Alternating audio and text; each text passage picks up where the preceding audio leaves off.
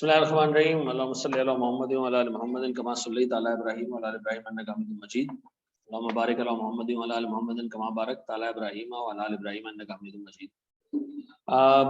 Sir सबसे पहले तो ज़रा हम सब्जेक्ट पे बात कर लें कि FAR2 में है क्या क्या हमारे कोर्स में, ठीक है जी, और इसको हम किस तरह लेके चलेंगे, ये दोनों एस्पेक्ट्स पे हम बात कर लेते हैं, ठीक है। देखिए FAR2 का जो पेपर है ये इफेक्टिवली आपका अकाउंटिंग का थर्ड पेपर है, ठीक है। कुछ लोगों के लिए सेकंड पेपर होगा, जिन्होंने इंट्रो एग्जाम हो गया FAR1 दिया होगा, ये उनके लिए सेकंड पेपर है, और कुछ लोगों के लिए थर्ड पेपर है। लेकिन मेरे हिसाब से FAR1 से कंपैरेटिवली आपको ये आसान लगेगा। उसकी वजह ये कि आप FAR1 में थोड़ा सा फ्लेयर लेके आ चुके हो स्टैंडर्ड्स का, तो आपको यहाँ लगेगा थोड़ा सा आसान मामला, ठीक है। दूसरी बात यह कि इस पूरे कोर्स में सिर्फ स्टैंडर्ड्स हैं, ठीक है। नॉन स्टैंडर्ड कोई एरिया नहीं है इसके अंदर। जैसे FAR1 में होता था ना, NPO है, रेशोज है, ठीक है जी, इसमें कोई ऐसा एरिया नहीं है जो स्टैंडर्ड का ना हो, यानी अकाउंटिंग ट्रीटमेंट्स इसकी ऐसी हैं जो सेट है, ठीक है जी। हिस्टोरिकली रिजल्ट इसका FAR1 से बहुत बेहतर है, ठीक है सर। टेक्निकलिटी के हिसाब से अगर आप इस पर्टिकुलर सब्जेक्ट में अपना माइंडसेट अच्छा बना लें, अपना अकाउंटिंग एक्यूमेंट स्ट्रॉन्ग कर लें, ठीक है जी, कॉन्सेप्ट्स पे काम कर लें, तो इसके फौरन बाद जो फाइनल का पेपर आता है ना अकाउंटिंग का, वो आपका काफ़ी अफेक्ट होता है इस पेपर से। यहाँ अगर बुनियादें वीक हैं, ठीक है ना, यहाँ कंसोलिडेशन आप कर रहे हो और अकाउंट फॉर्म में बना के कर रहे हो कि इधर ये डालो उधर वो डालो और वहां से वो निकल आएगा, तो मैं आपको बता रहा हूँ सर, आप फाइनल में बहुत तंग होने वाले हो। यानी इफेक्टिवली इस पेपर के थ्रू आप अपना कॉन्सेप्ट इतना स्ट्रॉन्ग करेंगे कि फाइनल का जब टीचर पढ़ाना शुरू करता है ना, फाइनल में जो भी हम पढ़ाते हैं, मैं साल में पढ़ाता हूँ, फाइनल से फाइनल पढ़ाता हूँ सर, तो मैं कंसोलिडेशन शुरू करता हूँ ये बोल के कि यहाँ तक तो आप कैफ में पढ़ चुके हो, हम आगे से शुरू कर रहे हैं। और कैफ में कंसोलिडेशन पे नहीं भी नहीं को 20 क्लासेस जाती है, और बहुत तीर मार लिया हमने वहां पर, तो हम वो 2 क्लासों में जो 20 क्लासेस का काम है वो समेट के पढ़ा देते हैं। Same is the case with other standards, ठीक है। तो दिमाग में ये रखना है कि अगर यहाँ बुनियाद वीक, तो शायद उसका इमीडिएट इफेक्ट आपको इस पेपर में ना हो, निकल भी जाएगा, ये पेपर निकल जाता है रीजनेबल एफर्ट से, लेकिन जो ऊपर जाओगे ना वहां फिर अपना बेड़ा गर्क करोगे।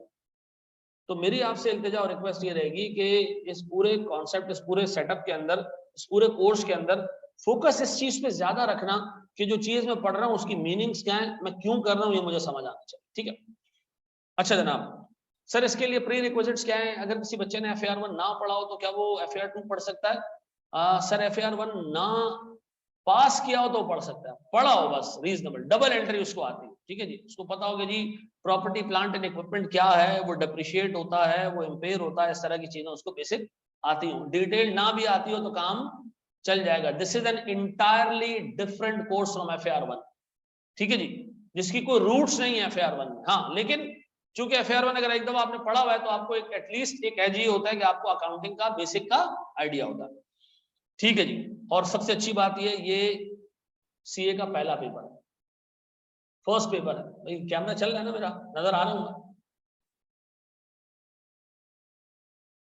चलो जी, तो एक तो डबल एंट्री आपको आनी चाहिए, ठीक है, मतलब इस हद तक कि आपको डबल एंट्री आती हो। दूसरा ये कि सर ये पहला पेपर है, तो इसमें फायदा क्या होता है कि बाय डिफॉल्ट इसके लिए आपको अपने मतलब का रिवीजन का टाइम मिल जाता है, ठीक है जी। आप 4 दिन पहले रिवीजन शुरू कर दें, 5 दिन पहले कर दें, मर्जी आपकी अपनी। बाकी के पेपर्स में ICAP आपको बताता है कि कितने दिन आपको मिलेंगे रिवीजन के लिए, तो यहाँ आपको ये भी फायदा है कि आपका पहला पेपर है।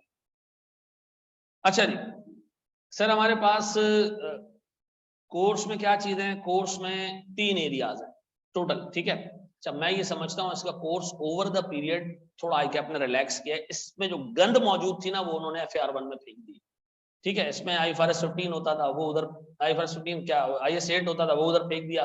उधर फेंकने से फायदा क्या हुआ?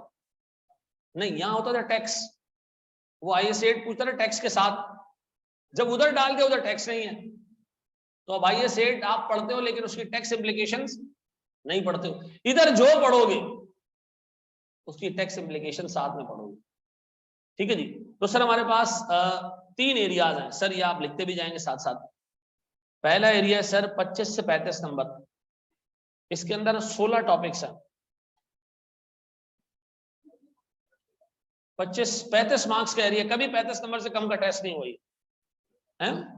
इसमें सिर्फ 3 ही टॉपिक्स हैं सर, 25 से 35 मार्क्स के लिए आपको सिर्फ ये 3 टॉपिक्स पढ़ने। अच्छा सर, इसके आगे आपने ये 2 बसों के जो नंबर डाले हैं P2 और T2, ये क्या है सर? एक है प्रोफिशिएंसी लेवल। प्रोफिशिएंसी लेवल का मतलब सवाल कितना मुश्किल होगा। प्रोफिशिएंसी लेवल 1 का मतलब बेसिक डेफिनेशन पूछी जाएगी आपसे, छोटी मोटी कैलकुलेशन हो सकती है। P2 का मतलब एक मुकम्मल इंडिपेंडेंट क्वेश्चन आएगा इसके ऊपर। P3 का मतलब सर ठीक ठाक एडवांस क्वेश्चन होगा, मल्टीपल चीजों के साथ भी मिल आ सकता, ठीक है।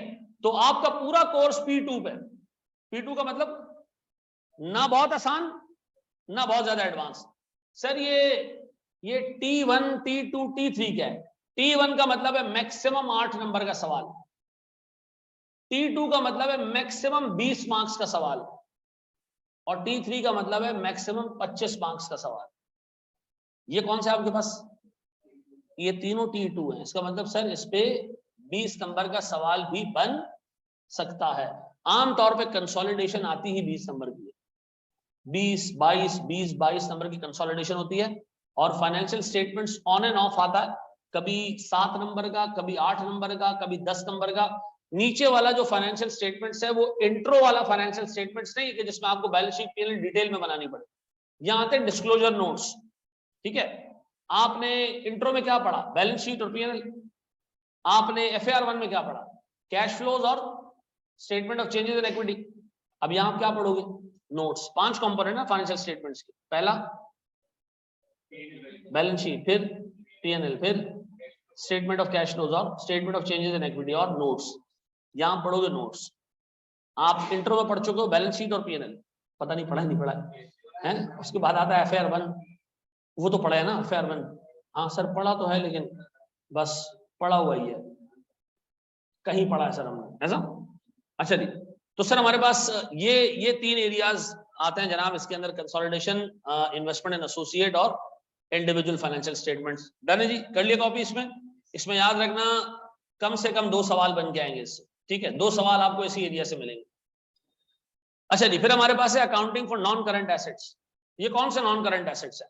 ये पीपी नहीं है खाली, और बहुत सारे नॉन करंट एसेट्स है, ठीक है जी। इसके मार्क्स भी 25 से 35 हैं।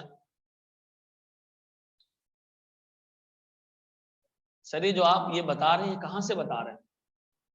ये बेटा आई कैप की जो सिलेबस है उससे निकाल के बता।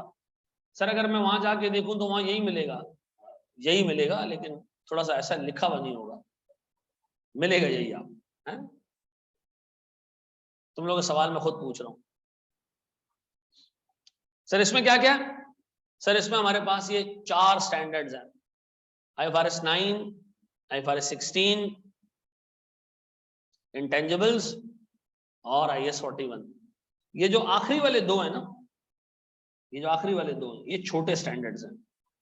ये भी छोटा है, मतलब छोटे का मतलब ये इसमें इतने ज्यादा कॉन्सेप्ट्स नहीं है जितना आप फाइनल में आगे पढ़ो। ये थोड़ा बड़ा स्टैंडर्ड है, लेकिन आप देखें जो फाइनेंशियल इंस्ट्रूमेंट है, इससे 8 नंबर से ज्यादा का सवाल नहीं बनेगा, और जो एग्रीकल्चर है इससे भी 8 नंबर से ज्यादा का सवाल नहीं बनेगा। इसमें 20 मार्क्स वाले एरिया कौन से हैं?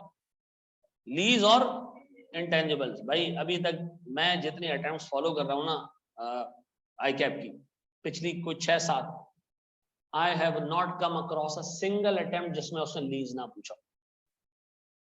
एक अटेम्प्ट भी अभी तक ऐसी नहीं आई है पिछली 7-8 अटेम्प्ट्स में जहां उसने लीज ना पूछा, ठीक है।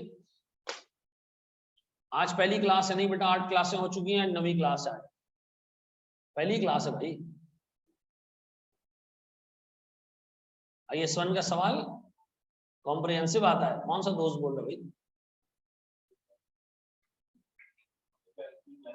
हैं?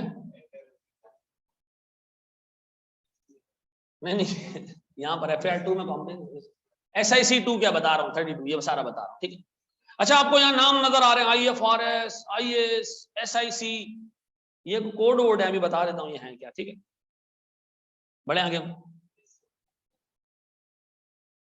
कितने एरिया हो गए टोटल? 7। फिर हमारे पास तीसरा है अदर स्टैंडर्ड्स एंड एथिक्स। ये है हमारे पास 40 से 50 नंबर, यानी आधा कोर्स यही है। टॉपिक का डिफिकल्टी लेवल है ना P1, P2, P3, ठीक है, बता रहा हूं, सारा बता रहा हूं नवीन।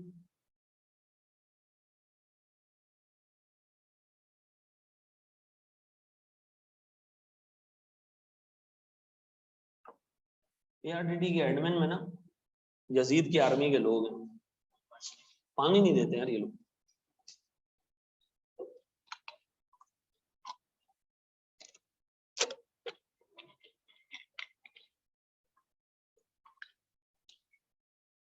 बड़े आगे हम, अच्छा इसके अंदर कुछ 6 टॉपिक्स हैं सर, और ये 6 टॉपिक्स हैं सर इसके अंदर।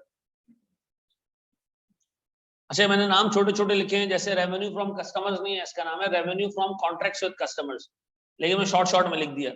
Operating segments, income taxes, provisions and events after reporting dates, ठीक है, after reporting date, accounting for changes in foreign exchange और कोड ऑफ एथिक्स। इसमें 8 नंबर वाले 3 एरिया हैं और 20 नंबर वाले 3 एरिया हैं। 8 नंबर वाले 3 एरिया कौन से हैं? एक ऑपरेटिंग सेगमेंट है, एक हमारे पास जो है वो फॉरेक्स है, और एक हमारे पास कोड है। इस पे 8 नंबर से ज्यादा का सवाल नहीं आएगा, लेकिन जो बाकी आ रहा है उस पे 20-20 नंबर का सवाल आ सकता है, ऐसा।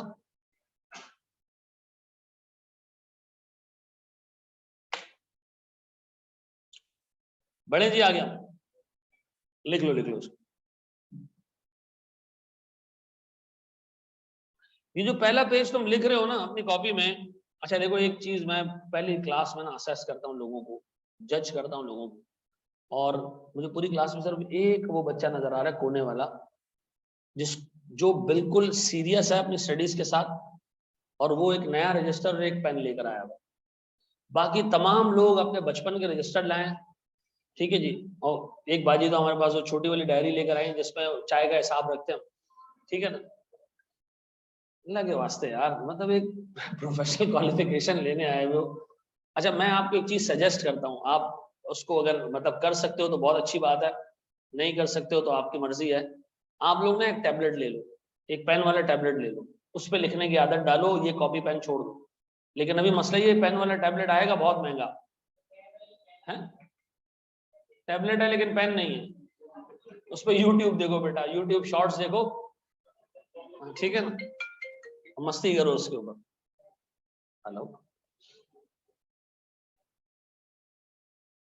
जी जी जी जी जी जी, ले आए आप ऊपर ले अकाउंट्स में दे दें, वो दे देंगे आपको, ठीक है, ऊपर आ जाए अकाउंट्स में। यार मैं इस वक्त हूँ क्लास में, ऊपर आप आ गए अकाउंट्स में, किसी को भी दे दें वो दे देगा आपको पैसे। चलो जी बड़े आगे हम दोस्त। अच्छा मेरे प्यारे बच्चों, अब हमने एक छोटा सा एनालिसिस देखना है, वो बहुत इंपॉर्टेंट है इस पूरे कॉन्सेप्ट के लिए, इस पूरे सब्जेक्ट के लिए। ये कॉपी कर लिया आपने। अब मुझे एक बात बताओ सर, टोटल 6 ये एरिया है, इससे पीछे 4, 10, और शुरू के वो जो 3 है वो आप 2 में भी उसको डाल सकते हो। टोटल 12 से 13 टॉपिक्स है, और 12 से 13 टॉपिक्स में 3 यहां पर, 2 यहां पर, 5 टॉपिक्स 12 में से ऐसे हैं जो 8 नंबर वाले, बाकी टॉपिक्स हैं 20 मार्क्स वाले। तो आज ही आपको ये पेपर पता है कि इसमें से कौन कौन सा एरिया टेस्ट होगा। शाजो नादिर इसमें से कोई 20 नंबर वाला एरिया एक आध आई कैप छोड़ देगा, कोई 1-2 एरिया इसमें से छोड़ देगा, कौन से वाले? 8 नंबर वाले।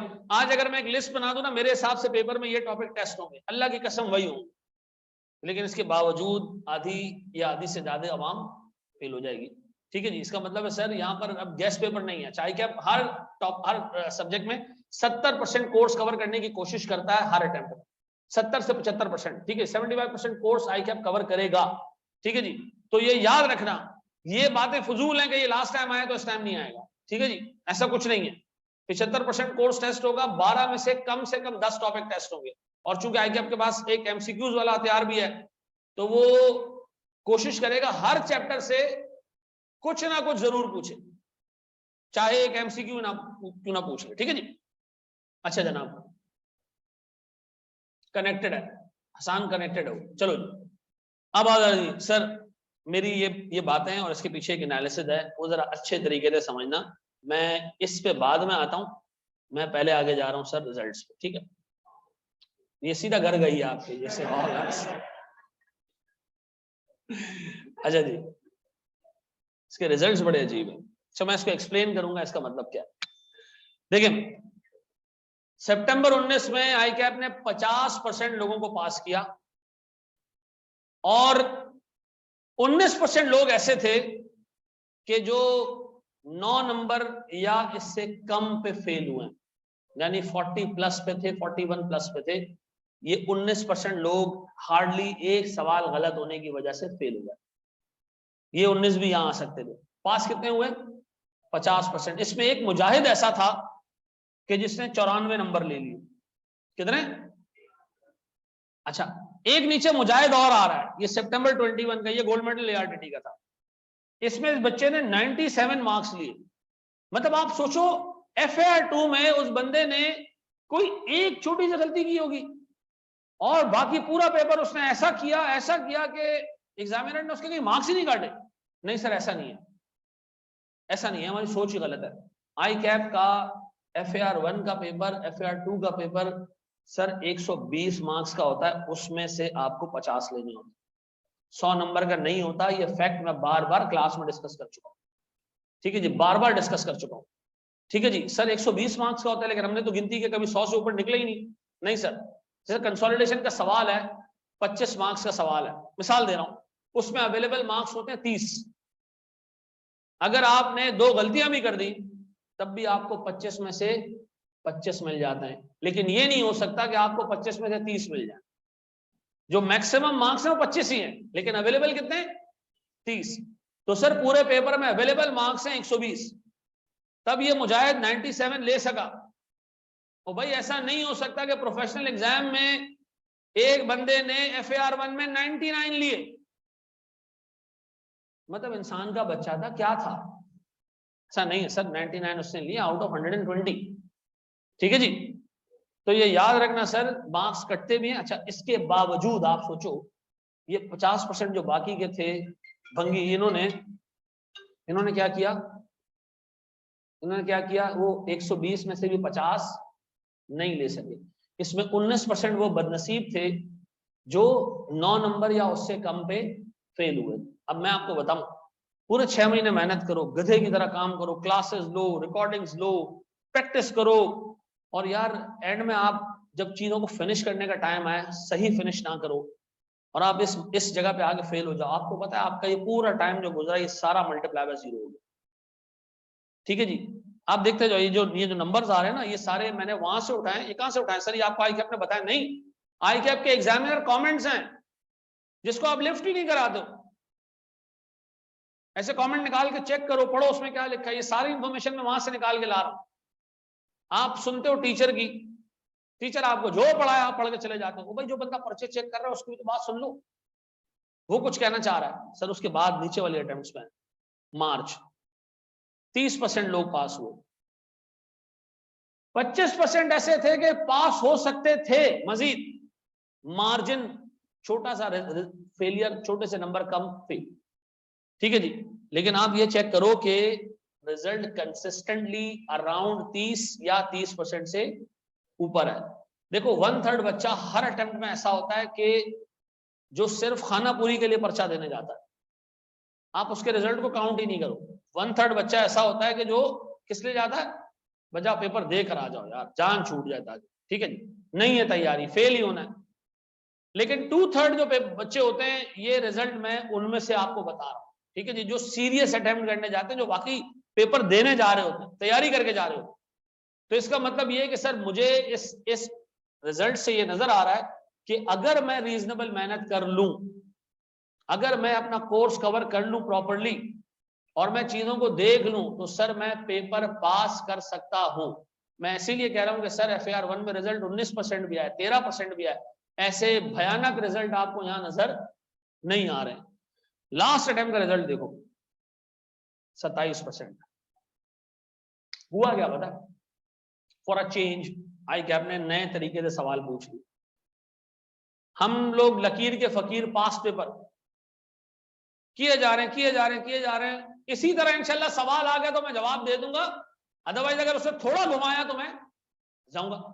तो सर आई कैप ने छोटी सी चीज घुमाई, 27% रिजल्ट, यानी इस वक्त तकरीबन पिछली 6 अटेम्प्ट्स का सबसे लोएस्ट रिजल्ट है। लेकिन आप देखो वहां भी 18% लोग ऐसे जिनका हिसाब किताब बन सकता था कुछ ना कुछ। ठीक है, हाईएस्ट मार्क्स 90 वाला। ऐसा मुझे बताओ इस पूरे एनालिसिस को देख के क्या नजर आ रहा है?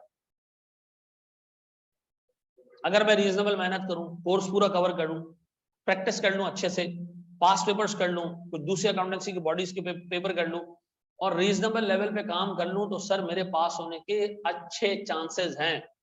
सर मैं टोटली फारिग आदमी हूं, ठीक है जी, तो फिर आप 35-34 पे फेल होने वाली भी होंगे यहाँ पे, ठीक है, उनके नंबर नहीं आ रहे हैं, तो उसका मतलब जो बाकी लोग फेल हुए हैं वो सारे कौन से थे? जिनके नंबर 40 या उससे कम थे। तो मेरी तुम लोगों से रिक्वेस्ट ये रहेगी कि यार अगर आप तरीके से तहम्मुल से पूरा कोर्स देख लो और उसकी रीजनेबल प्रैक्टिस करके चले जाओ, ये पेपर आपको इंशाल्लाह ताला निकाल देगा। छोड़ दे नहीं है जुए बालों में, निकाल के देख क्या रहे हो तुम लोग? तो थोड़ा सा यहाँ कॉन्सेंट्रेट करना यार अल्लाह के वास्ते है ना, ठीक है, ताकि चीजें भेजे में बैठ जाए। सर ये लास्ट अटेम्प्ट के एग्जाम में कमेंट्स है, आपको मैं जबरदस्त कमेंट पढ़ाता हूँ। जो टीचर आपको ये कहते हैं ना कि बस ये 4 सवाल कर लो, मैं आपको बता रहा हूँ पास, ठीक है, आओ जरा आई कैप उसको एड्रेस कर रहा है। आई कैप कह रहे हैं जी ओवरऑल रिजल्ट 27% था, significantly lower than previous sessions, ठीक है जी, जो कि 46% था। The low result mainly was due to lower than expected performance in question 2, 3 and 5, which prevented many marginal cases crossing the line, from crossing the line, ठीक है जी। In question 2 and 3 about 1/4 of the examinees did not score any mark। कितने ऐसे मनूस आए थे कि जिन्होंने 2 सवालों में कोई स्कोर ही नहीं किया। मतलब वो ये कह रहे किसको भेज रहे हो भाई? फिर उसने कहा भाई क्वेश्चन 5 में आधे लोगों ने कोई नंबर नहीं लिया। क्वेश्चन 5 एक ऐसा क्वेश्चन था जिसपे एग्जामिनर ने इस तरह का सवाल पहले नहीं पूछा था, कंसोलिडेशन प्लस करेक्शन का सवाल था। हाउ टू वैल्यू, बुरे तरीके से हाउ टू, समझ ही नहीं आया सवाल का करना क्या। अतः कि वो सवाल ऐसा था कि जिसके अकाउंटिंग के कॉन्सेप्ट्स बने हुए ना, वो आराम से उस सवाल को सॉल्व कर सकता था। आगे पढ़ो उसने क्या लिखा है।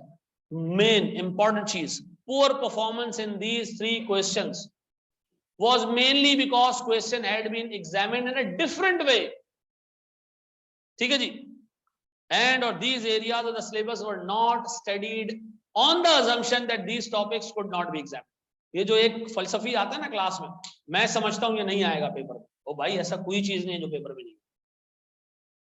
मेरा प्रोफेशनल हंच कहता है इस दफा ये टॉपिक टेस्ट नहीं होगा, डूब गया वहीं पे। एक एक चीज करके जानी है, कॉन्सेप्चुअली क्लियर होके जाना है। और ये तुम्हें कह रहा है कि बेटा अगर सिर्फ पास पेपर्स करके आओगे तो याद रखना मैं थोड़ा सा घुमाऊंगा और फिर तुम इस वाले केसेस में आ रहे होगे, मार्जिनल केसेस, ठीक है।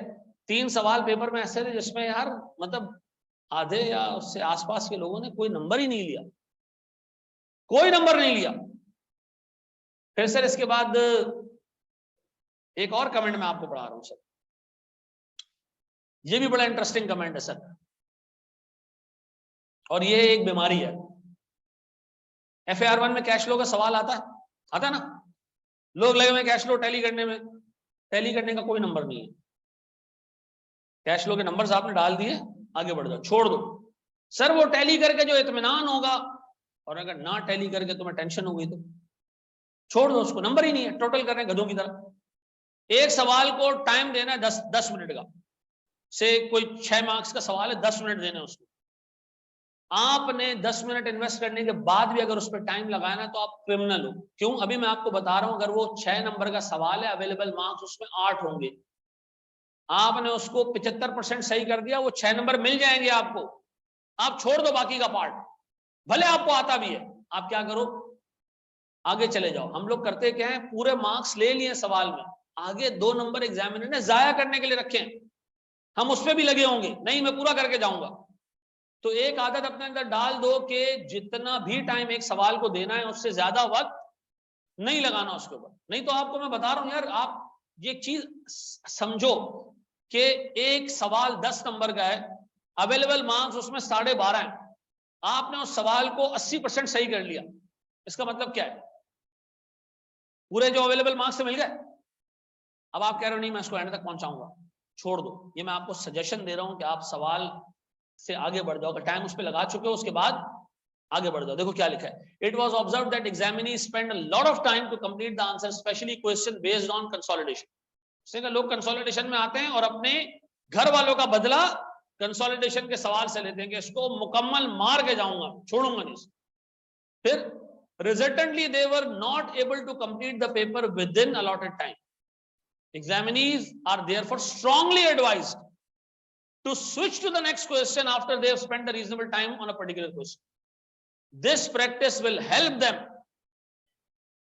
attempt all questions. ये वो बंदा कह रहा है जो तुम्हारे पर्चे चेक कर रहा है, ये अहमद रजा ने घर पे नहीं बनाया कमेंट्स, ठीक है ना।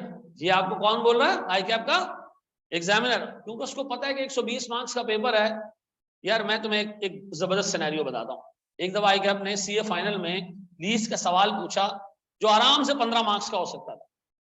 7 नंबर का सवाल पूछा। कितने का? 7 मार्क्स का।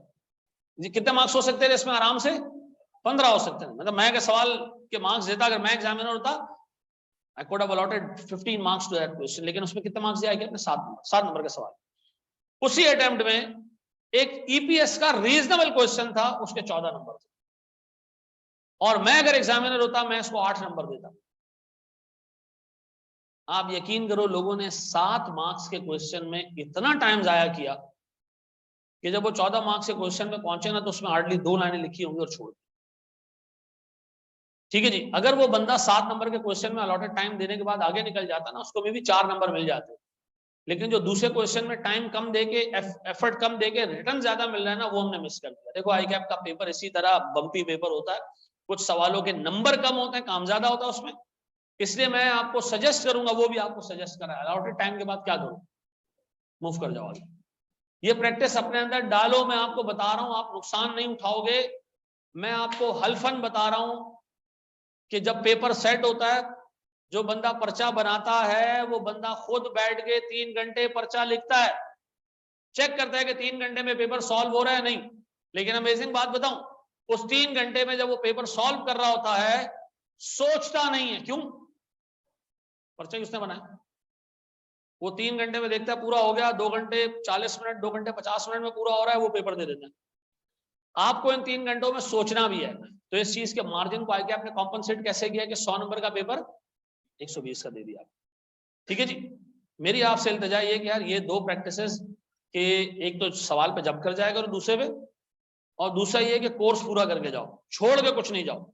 और जो बंदा आपको कहता है कि यार मेरा हंच है कि इस एरिया से आज तक सवाल नहीं आया, तो भाई आज तक तो दुनिया में बहुत ऐसे काम नहीं हुए हैं जो हमने नहीं किया। हम जिंदगी में बहुत सारे नए नए काम करते हैं, ऐसा है कि नहीं है? आगे करोगे नहीं करोगे जिंदगी में? जॉब वॉब भी करोगे, कहीं नौकरी करोगे, नहीं किया तो करोगे आगे जाके। तो जिंदगी में बहुत सारी चीजें पहली दफा होती हैं। सही कह रहा हूँ गलत कह रहा हूँ? अच्छा जी।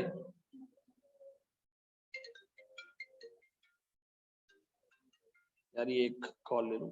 हेलो, वालेकुम सलाम।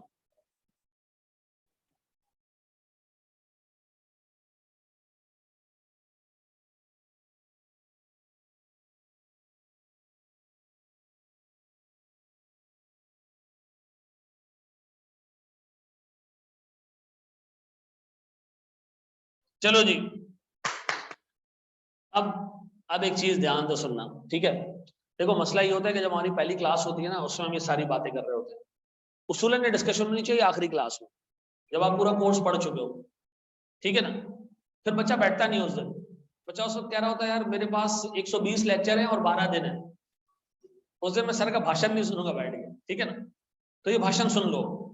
देखो सबसे बड़ा मसला जो है वो इस कोर्स में यह है कि मैं आपको एक टॉपिक पूरा पढ़ा के चला गया लीज का, उसमें इतने सारे कॉन्सेप्ट्स हैं, इतने सारे कॉन्सेप्ट्स हैं, एक पॉइंट पे आके आप मुझे कहोगे यार ये खत्म क्यों नहीं हो रहा, जबकि आप पास पेपर उठाओगे उसमें से टोटल 8 कॉन्सेप्ट टेस्ट हुए होंगे, और आपको ये लगेगा इन 8 के अलावा बाकी चीजें अगर मैंने पढ़ भी लिए हैं तो यार मैं क्या करूं, तो आया ही नहीं है कभी। और सर एग्जामिनर उन्हीं 8 को छोड़ के बाकी 9वां चीज आपसे पूछ रहा होता है, फिर आप क्या करते हो? परेशान हो जाते हो। लास्ट टाइम मैंने IFRS 15 पढ़ाया,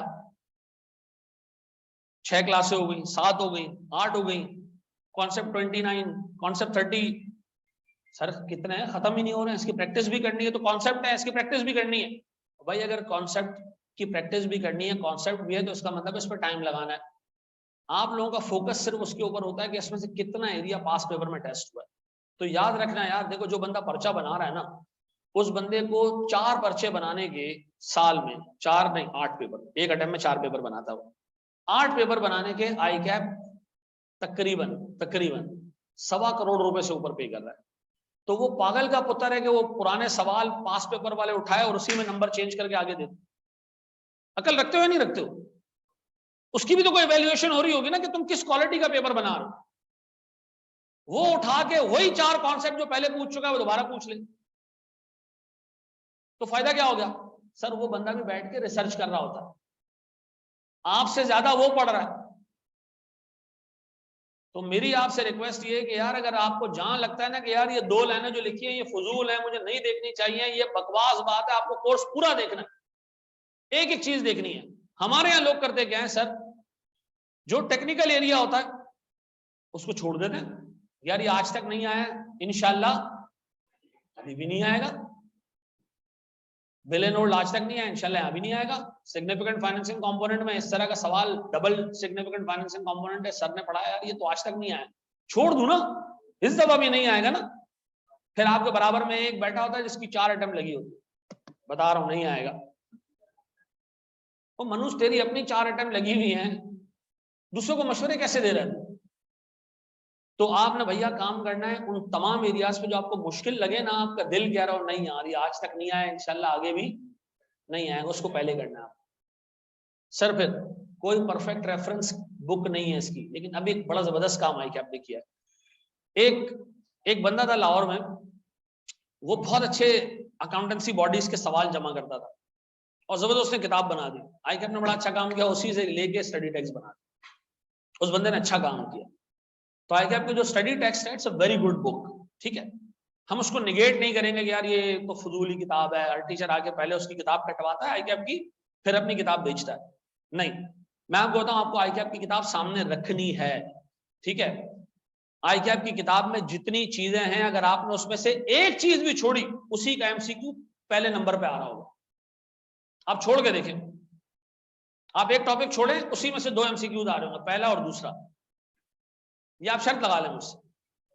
तो आपने कोई टॉपिक आई कैप की स्टडी टेक्स्ट का नहीं छोड़ना। लास्ट टाइम लोगों ने फ्रेमवर्क छोड़ दिया है ना, क्या मजा आया है, पहला सवाल आया फ्रेमवर्क का, यार अल्लाह माफ करे, गालियां दे रहे हैं आई कैप को।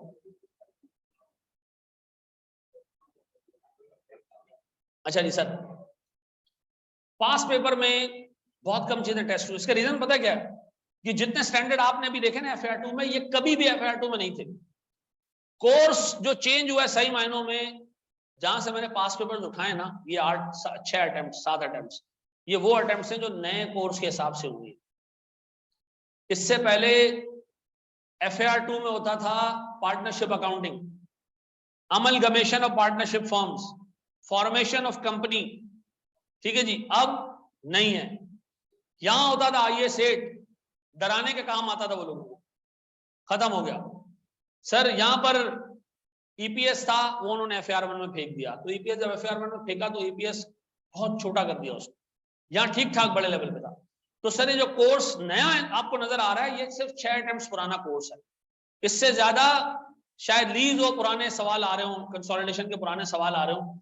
अमेजिंग बात यह है कि कंसोलिडेशन के पुराने सवालों में आई कैप ने गलती की है, पढ़ाने वाला भी जो पढ़ा रहा है वहीं से सोल्यूशन छाप के करा रहा था बच्चों को।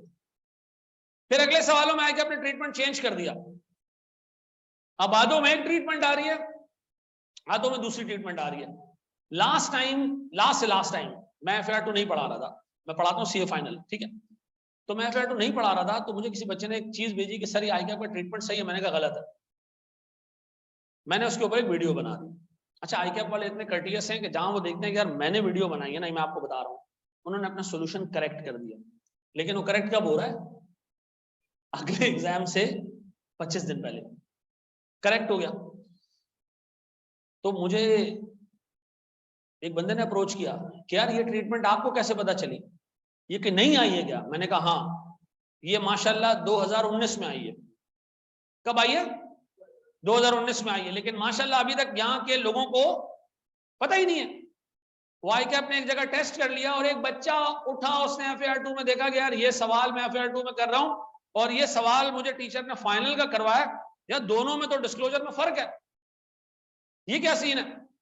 मैंने उस पर वीडियो बनाई। उस वीडियो के बाद लोगों ने जाकर अपने टीचर से पूछना शुरू किया, भाई ये क्या बोल रही है? उसने कहा ये अहमद रजा का अपना ओपिनियन है, मतलब ये अकाउंटिंग का पेपर नहीं है, ये कोई बिजनेस मैनेजमेंट का पेपर है जिसमें अहमद रजा समझता है दुकान को ऐसे नहीं ऐसे चलाना चाहिए और मिस्टर XYZ समझता है कि दुकान को ऐसे नहीं ऐसे चलाना चाहिए। नहीं भाई, अकाउंटिंग में ओपिनियन नहीं होते। अकाउंटिंग में एक चीज लिखी है तो लिखी है। तो मैं आपको ये बता रहा हूं कि जितनी चीजें आपके सामने कोर्स में आएंगी, आपने कोई चीज छोड़नी नहीं है। अच्छा सर, हिस्टोरिकली ना मैं FAR2 नहीं पढ़ाता, ठीक है, बहुत पहले मैं FAR2 पढ़ा था, 2017-18 में मैंने 17 में FAR2 पढ़ाना छोड़ दिया था, ठीक है जी। आकाश चीजें देख रहा था, मैं पढ़ाता हूँ CA फाइनल।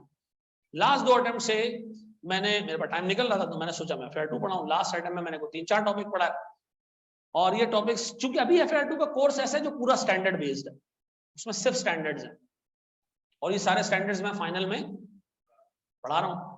तो मैं सोचा कि यार मैं वैल्यू ऐड कर सकता हूं कुछ, ठीक है।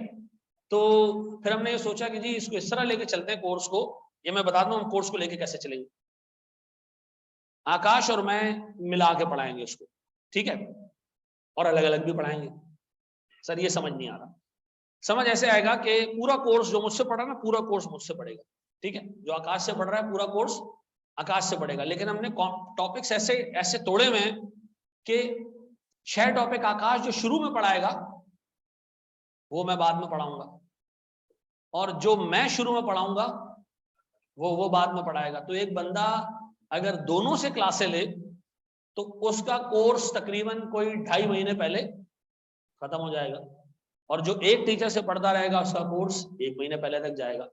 अब ये सारा आपके ऊपर है, आपकी जिस टीचर से फ्रीक्वेंसी अच्छी मिलती है आप उस टीचर से पढ़ें, मर्जी आपकी अपनी है। कोई टीचर भी दूसरे से कम नहीं है। मैं कभी भी ये नहीं कहूंगा कि आकाश मुझसे कम पढ़ाता है या मैं आकाश से कम पढ़ाता हूँ। परसेप्शन आपकी है, अब जिसके साथ आपकी फ्रीक्वेंसी मिले आप उससे पढ़ सकते हैं, ठीक है। चाहो तो दोनों से पढ़ लो, ठीक है, मर्जी आपकी, ठीक है जी। सर कौन सा बैच लेना चाहिए? मेरा बैच लेना चाहिए। क्यों भाई, उससे पढ़ लो यार, जब आप दोनों कंबाइंड बैच है उससे वो पढ़ लो, कोई मसला नहीं है। अच्छा, जो मुझसे पढ़ेगा उसको कॉम्प्लीमेंट्री आकाश के लेक्चर फ्री में मिलेंगे पोर्टल के ऊपर, और जो आकाश से पढ़ेगा मेरे लेक्चर कॉम्प्लीमेंट्री मिलेंगे। यानी अगर एक बंदा घर पे बैठ के पढ़ रहा है ना, उसको तो टेंशन ही नहीं है, क्यों, पोर्टल पे दोनों के लेक्चर आ रहा है, ठीक है जी। मर्जी आपकी अपनी, ठीक है। सर आप ज्यादा अच्छा पढ़ाएंगे वो, चलो जी, आकाश भी मेरा स्टूडेंट ही यार। आपकी वर्कबुक और सर आकाश की मैं आसान कर देता हूँ। मेरी FAR2 की जो किताब होगी मैं सॉफ्ट कॉपी में दूंगा ताकि आपको खर्चा ही ना करना पड़े। आपके पास पड़ी हो, आपने प्रिंट करवाना है प्रिंट करवा लें, आपने सॉफ्ट कॉपी पे रखना है सॉफ्ट कॉपी पे रखें। आकाश की किताब प्रिंट होगी, वो आपको खरीदनी पड़ेगी और आप उसको खरीद भी सकते हैं, कोई टेंशन वाली बात नहीं। ये तो आपको ये बर्डन भी ना हो ना कि दोनों टीचर की किताबें खरीदनी पड़ रही, तो एक आप खरीद लेना, एक सॉफ्ट कॉपी में चलाना। मेरी BFD में जैसे किताब है या MFA में किताब है, उसमें ICAP के पास पेपर्स अगर 20 हैं तो मेरे अपने 150 क्वेश्चन, ठीक है ना। क्योंकि मैं ये समझता हूँ कि आपने अगर खाना पूरी करनी है तो खाली पास पेपर करा दो। आप प्रैक्टिस करने बैठोगे आपके हाथ में पता क्या होगी, पास पेपर्स होंगे, और वो आपसे अगर खुद सॉल्व हो रहे हैं तो आप कहोगे यार टीचर ने क्या जबरदस्त पढ़ाया। उस पास पेपर में कितने कॉन्सेप्ट टेस्ट हुए? 8। जो बाकी 110 कॉन्सेप्ट है वो, तो उसमें मुझे सवाल बनाने पड़े, ठीक है ना। सवालों में कुछ पास पेपर के क्वेश्चन है CA फाइनल के, कुछ ACCA के क्वेश्चन है, कुछ ICAW के क्वेश्चन है, तो मुझे इस तरह उसको बैलेंस करना पड़ा। हाँ, एक मैं आपको ये बात बता रहा हूँ, मेरी क्लासेस मोर और लेस दोपहर के वक्त होंगी, आकाश की क्लासेस शाम में होंगी, ठीक है, क्योंकि फॉर्म से आगे क्लासेस देगा। बस ये एक फैक्टर है, क्योंकि बहुत सारे बच्चे ऐसे जो दिन में पढ़ना चाह रहे थे, बहुत सारे ऐसे जो शाम में पढ़ना चाह रहे थे, हमने दोनों को ऑप्शन दिए। इसके बाद ना इस पर डिस्कशन नहीं होगी, सही है जी, कि कौन किससे पढ़ना है किससे नहीं पढ़ना, it's all up to you. ठीक है जी। मैं फोकस करूंगा, ऐसे आपको पढ़ाऊंगा जैसे मैं सीए फाइनल के बच्चों को पढ़ाता, ठीक है। और मैं ये नहीं सोचूंगा कि आपके पास पेपर में ये चीज टेस्ट हुई और ये नहीं हुई है। मैं आपको ये सोच के पढ़ा रहा हूँ कि वो 110 कॉन्सेप्ट जो एक्स्ट्रा है ना, अगर मैंने आपको नहीं पढ़ाया और उसमें से एक भी चीज टेस्ट हो गई तो एज अ टीचर मेरी फेलियर है, ठीक है। मैं उस वक्त आपको ये नहीं कहूंगा यार ऐसा तो देखो पहले कभी भी नहीं हुआ था, ऐसा हम कितना कर सकते हैं, नहीं। मैं उस अनसीन सर्कमस्टांसेस को क्या करूंगा, कम से कम करूं। एक छोटा सा कॉन्सेप्ट है रिस्क और अनसर्टेनिटी। रिस्क और अनसर्टेनिटी में फर्क क्या है? क्या होता है रिस्क? रिस्क क्या है? आज रात को आपकी 9 बजे क्लास खत्म हुई, आपने जाना है यहां से लेके बस स्टॉप तक, आपके साथ क्या मसाइल हो सकते हैं? मोबाइल छिन जाएगा, आपने उसको लिख लिया यार मोबाइल छिन सकता है, क्या करूं इसके लिए, 4-5 दोस्त साथ चलते हैं, 10 लोग साथ चलते हैं, गार्ड को ले जाते हैं, ठीक है जी, यार मैं रोड तक जाऊंगा, ये हो सकता है कि सर अंधेरे में जो है वो मैं जख्मी वख्मी हो जाऊं, गिर जाऊं, कहीं पानी है सारा, ये सारे रिस्क हैं। अब आप सोच के निकले, इन 2 रिस्क को आपने कवर कर लिया, आप बाहर निकले, आपको एक पठान मेला उठा के ले गया, अब आपने सोचा ही नहीं था ये यार ये सीन भी हो सकता है, ये अनसर्टेनिटी है, ये क्या है यार, ये सोचा ही नहीं था। जो चीज आपने सोच ली वो क्या बन गया, वो रिस्क बन गया, उसके अगेंस्ट आप प्रोसीजर कर लेते हो, काम कर लेते हो, उसको रोकने की कोशिश करते हो। अनसर्टेनिटी कभी भी कुछ नहीं कर सकते, इसी अनसर्टेनिटी में हमारा रब छुपा है, हमारा अल्लाह छुपा हुआ है, ठीक है ना। हजरत अली, मौला अली का कॉल है, मौला अली कहते हैं कि मैंने अपने टूटते हुए इरादों से अपने खुदा को पहचाना। अपने मौला अली जितना ऑर्गेनाइज्ड इंसान कोई इरादा करता होगा किसी काम का और वो इरादा टूट जाए, और मौला अली कितनी खूबसूरत बात कह दें कि मैंने इस टूटते हुए इरादे से पहचाना कि मेरा रब एग्जिस्ट करता है, कि मैं सोचता कुछ हूं, करने जाता हूं और अल्लाह की उसमें मसलियत नहीं होती, वो काम नहीं हो पाता, तो मैं क्या समझता हूं कि यार अल्लाह है वाकई। आप रिस्क को हैज कर सकते हो। रिस्क क्या है? जो 8 चीजें आई हुई है, 10 चीजें कर ली, 15 चीजें कर ली। अनसर्टेनिटी ऐसी चीज है कि यार ये तो सोचा ही नहीं रहा गया। मैं कोशिश ये करूंगा कि कॉरिडोर ऑफ अनसर्टेनिटी कम से कम, आपको सारी चीजें 10 चीजें तो ऐसी हैं सर्टन है, 8 चीजें ऐसी हैं जो सर्टन है, 15 चीजें ऐसी हैं जो मुझे लगता है कि टेस्ट हो सकती है। और तो मेरा वो रिस्क वाला जो एरिया ना वो ज्यादा है थोड़ा सा, क्योंकि मैं फाइनल पढ़ाता हूँ, तो उस एरिया से मैं आपको वो चीजें करा दूंगा कि जिससे आपका कॉरिडोर ऑफ अनसर्टेनिटी क्या हो जाए, कम से कम हो जाए। बस ये एक चीज मैं क्लेम कर रहा हूँ, उससे ज्यादा कुछ नहीं, ठीक है। अच्छा जी, रिजल्ट आप देख चुके हो, लड़का टेंशन में, लड़कियां खुश हैं। अच्छा जी सर, एक छोटा सा इल्तिजा रिक्वेस्ट, जितने क्विज जितने टेस्ट हो आपने वो क्विज और टेस्ट देने हैं, वक्त पे देने, टॉपिक के फौरन साथ साथ देने। ये नहीं करना है कि आपने जी जब सेशन खत्म होगा इंशाल्लाह सारे एक साथ ही बैठ के दूंगा ताकि अगले सेशन में तैयारी कर सकूं, नहीं। जो क्विज हो रहे हैं साथ साथ है, जो मैं कोशिश करूंगा कि हर क्लास के, हर ऑल्टरनेटिव क्लास के एंड पे आपसे 5-6 एक एमसीक्यूज का टेस्ट लेता रहूं। उससे क्या फायदा होगा, जितने पुराने कॉन्सेप्ट्स आपने पढ़े वो साथ साथ रिफ्रेश होते रहेंगे, ठीक है जी। तो काम करना हमने, कॉन्सेप्ट लेने, प्रैक्टिस करनी है और फिर कांस्टेंट रिवीजन करना है। सर कॉन्सेप्ट तो क्लास में मैं दे दूंगा, प्रैक्टिस भी करा दूंगा मैं, लेकिन जो कांस्टेंट रिवीजन है ये आपके अपने कंट्रोल में। और ये किस तरह आएगा, आप क्विज़ेस अटेम्प्ट करेंगे, ठीक है, आप बार बार पुराने टॉपिक्स पे जाएंगे, उनके एक एक सवाल, एक आध सवाल हर वीक के बाद, 2 वीक के बाद सॉल्व करते जाएंगे ताकि आपकी वो चीजें सर फ्रेश रहे। सर जो दोनों कंबाइंड बैच लेगा उसको किताब कौन सी लेनी, वो आकाश की किताब लेगा, मेरी किताब उसको मैं सॉफ्ट कॉपी में दूंगा ताकि आप पे कॉस्ट का बर्डन, खर्चे का बर्डन इतना ज्यादा ना हो, ठीक है जी। आप फिजिकल किताब उसकी ले लेना, ठीक है। अच्छा जनाब, और अल्लाह से हमारी दुआ है कि अल्लाह ताला हमें सही डायरेक्शन में लेके जाए। हम जा रहे हैं जनाब एक स्टेप आगे, और हम जा रहे हैं अपने पहले टॉपिक के ऊपर। हाँ पढ़ाएंगे, क्या पढ़ाएंगे भी, मतलब आज खाली बातें नहीं करनी, नहीं।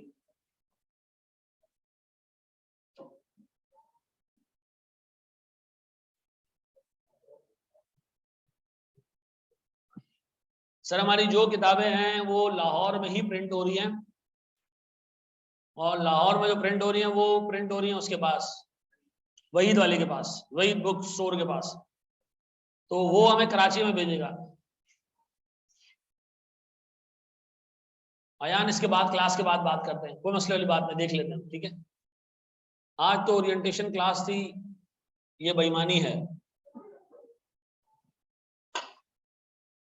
आओ जरा दोस्त हैं, करें थोड़ी बेईमानी। अच्छा मैं तुम्हें एक छोटा सा किस्सा सुनाता हूँ। रिसेंटली हमारा एक स्टूडेंट है, उसका नाम है बिलाल। बिलाल जो है वो इस वक्त सऊदी में काम कर रहे हैं, नहीं सॉरी अबू धाबी में काम कर रहे हैं, ठीक है। बिलाल जब यहाँ से गया था, अभी माशाल्लाह क्वालिफाई कर गया, आप में से शायद किसी का रिलेटिव भी हो, ठीक है ना।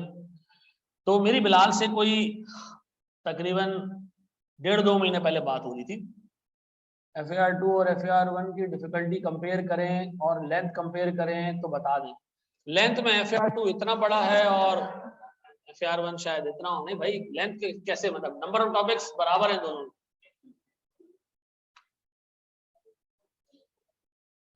डिफिकल्टी लेवल ऑब्वियसली FAR1 आप पहली दफा पढ़ रहे थे तो आपको मुश्किल लगा, ये आप आदत हो गए हैं तो आपको मुश्किल ही उससे ज्यादा है, लेकिन तो आदत सी हो गई है। लास्ट अटेम्प्ट वाली जो बुक है सिर्फ आपकी वाली, वो इस दफा चल सकती है, चल जाएगी, कोई मसला नहीं।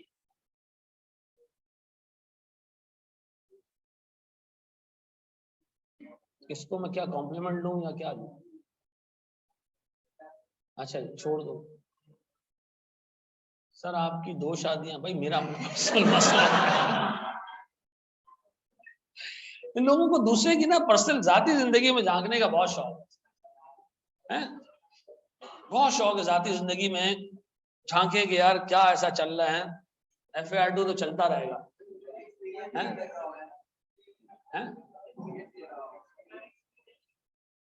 आफ्ताब अली खान तुम्हारा सवाल क्या है? नहीं ये चीजें नहीं सीखो भाई, टीचर से चीजें नहीं सीखो भाई, मैं आपको बता रहा हूँ।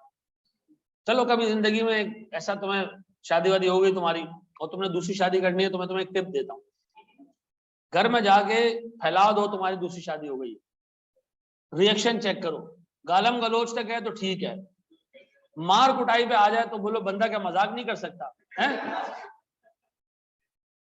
सिचुएशन देख के मामला हैंडल कर लो, अगर हो जाता है रोना धोना हुआ 2 दिन, फिर उसके बाद मामला सेट हो गया तो फिर आप छप्पड़ में जाके, अल्लाह के वास्ते ऐसा नहीं करना, ठीक है। कल यही कोई क्लिपिंग डाल रहा होगा फेसबुक पे और कह रहा होगा यार ये सिखा रहा है भाई यार टीटी का टीचर। यार मैं फिर अल्लाह के वास्ते रिपीट कर देता हूँ, मेरी किताब आपको मिलेगी सॉफ्ट कॉपी में, नरम, ठीक है जी। और आकाश की किताब आपको मिलेगी हार्ड कॉपी, खत्म। हाँ मैं और आकाश डिफरेंट टॉपिक स्टार्ट कराएंगे और इसी तरह चलता रहेगा, ठीक है जी। रिपीट कर दूं अब्दुलरहमान, मैं इसका बहुत खराब जवाब दूंगा तो मैं छोड़ दो। अच्छा जी सर, तो बिलाल साहब ने मुझे कहा यार मैंने अपनी अम्मी को ना भी पैसे भेजे थे गाड़ी के, किसके? गाड़ी के मैंने पैसे भेजे, तो कुछ मैंने धर्म भेजे। यार काश मैं अम्मी को 10 दिन के बाद ये धर्म भेजता ना तो हमें बैठे बैठे 2 लाख का फायदा हो जाता। और मैंने कहा वो क्यों? उसने कहा सर जब मैंने धर्म भेजे उस वक्त धर्म के रेट चले थे 48 और 5 दिन में वो 48 से 56 पे जा चुका था, ठीक है जी। तो अच्छा खासा मुझे फायदा हो जाता। अभी क्या 60-62 रुपए चल रहा है, कितना चल रहा है? 64 रुपीज चल रहा है। अब मुझे एक बात बताओ सर, इसका मतलब है सर जो फॉरेन करेंसी है इसके रेट क्या होते हैं? चेंज हो रहे होते हैं, इससे हमें फायदा भी हो सकता है। फायदा कब होगा भाई? मुझे सुन ले मेरी जान, क्यों इतना टेंशन में तू आज है? गुम सुम है, धोखा वोखा दे दिया किसी ने क्या है? तूने किसी को धोखा दे दिया? तो बहुत टेंशन में यार, इतना टेंशन में रहता नहीं है बच्चा। तो ये अटेम्प्ट कहां गुजरी पिछली वाली? अच्छा चलो आगे बढ़ो यार, शाबाश। FAR2 का सिलेबस लास्ट अटेम्प्ट में कितना चेंज आया? कोई चेंज नहीं आया। अच्छा जी सर, दोबारा सुनिएगा, मुझे एक बात बताओ, आपको पाकिस्तान में बैठे ही पता चल गया कि डॉलर का रेट बढ़ रहा है, ये आपके लिए फायदा है नुकसान है? डिपेंड करता है कि मेरे पास एसेट्स पड़े हुए हैं फॉरेन करेंसी में या लायबिलिटीज है। अगर लायबिलिटीज है, किसी को मैंने $200 देने, तो रोज मैं रेट देख के मैं टेंशन में आ रहा हूं, क्यों? रेट बढ़ता जा रहा है, मुझे ज्यादा पैसे देने पड़ेंगे। और अगर मेरे पास एसेट पड़ा हुआ तो फायदा जी। अभी हमने, बेगम ने मेरी जो है वो एक आईफोन लेना था, हमने रेट देखे उसके, जो आईफोन का स्टोर है उसमें 5100 दरम आ रहे हैं। हमने पहला काम क्या किया, यहाँ रुपए को जाके हमने दरम में कन्वर्ट करा लिया। इससे फायदा क्या हुआ? अब दरम जितना भी महंगा हो जाए, हमें मोबाइल कितने का पड़ेगा?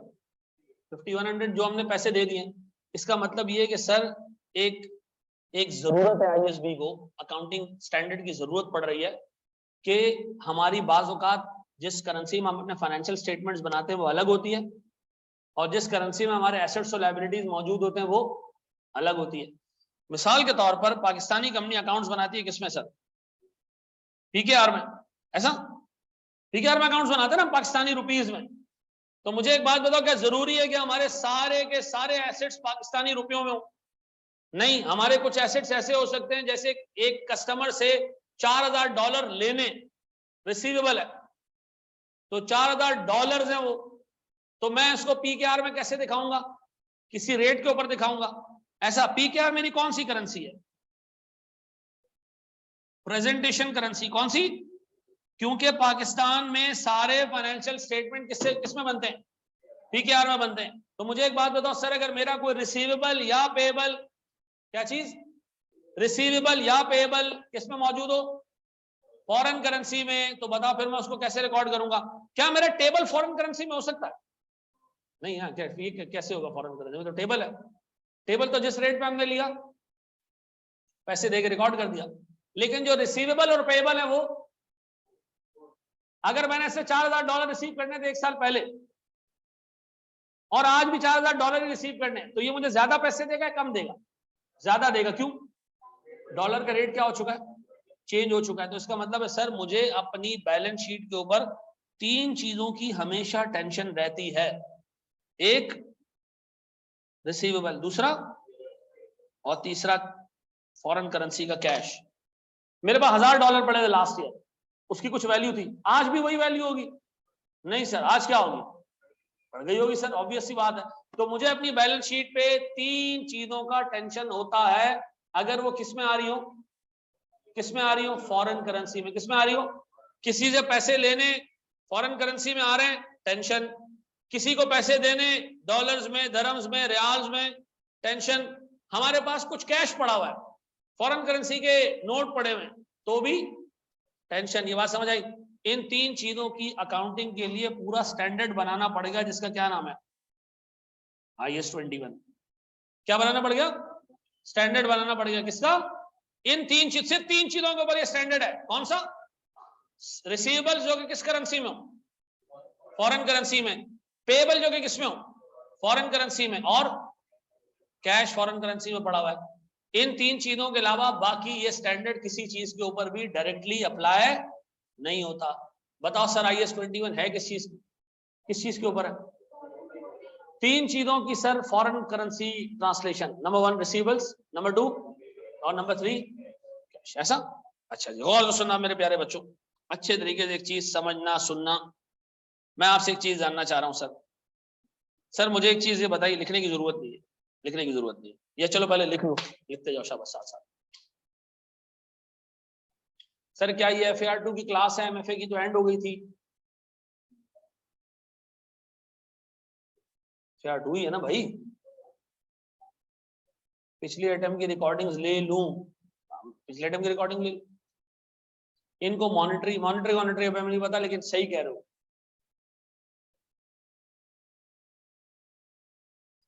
FAR2 में ऑडिट कितना हेल्पफुल होता है? ऑडिट में FAR2 हेल्पफुल है। सर आप बहुत स्लो बोल रहे हैं, मुझे 2x की आदत है।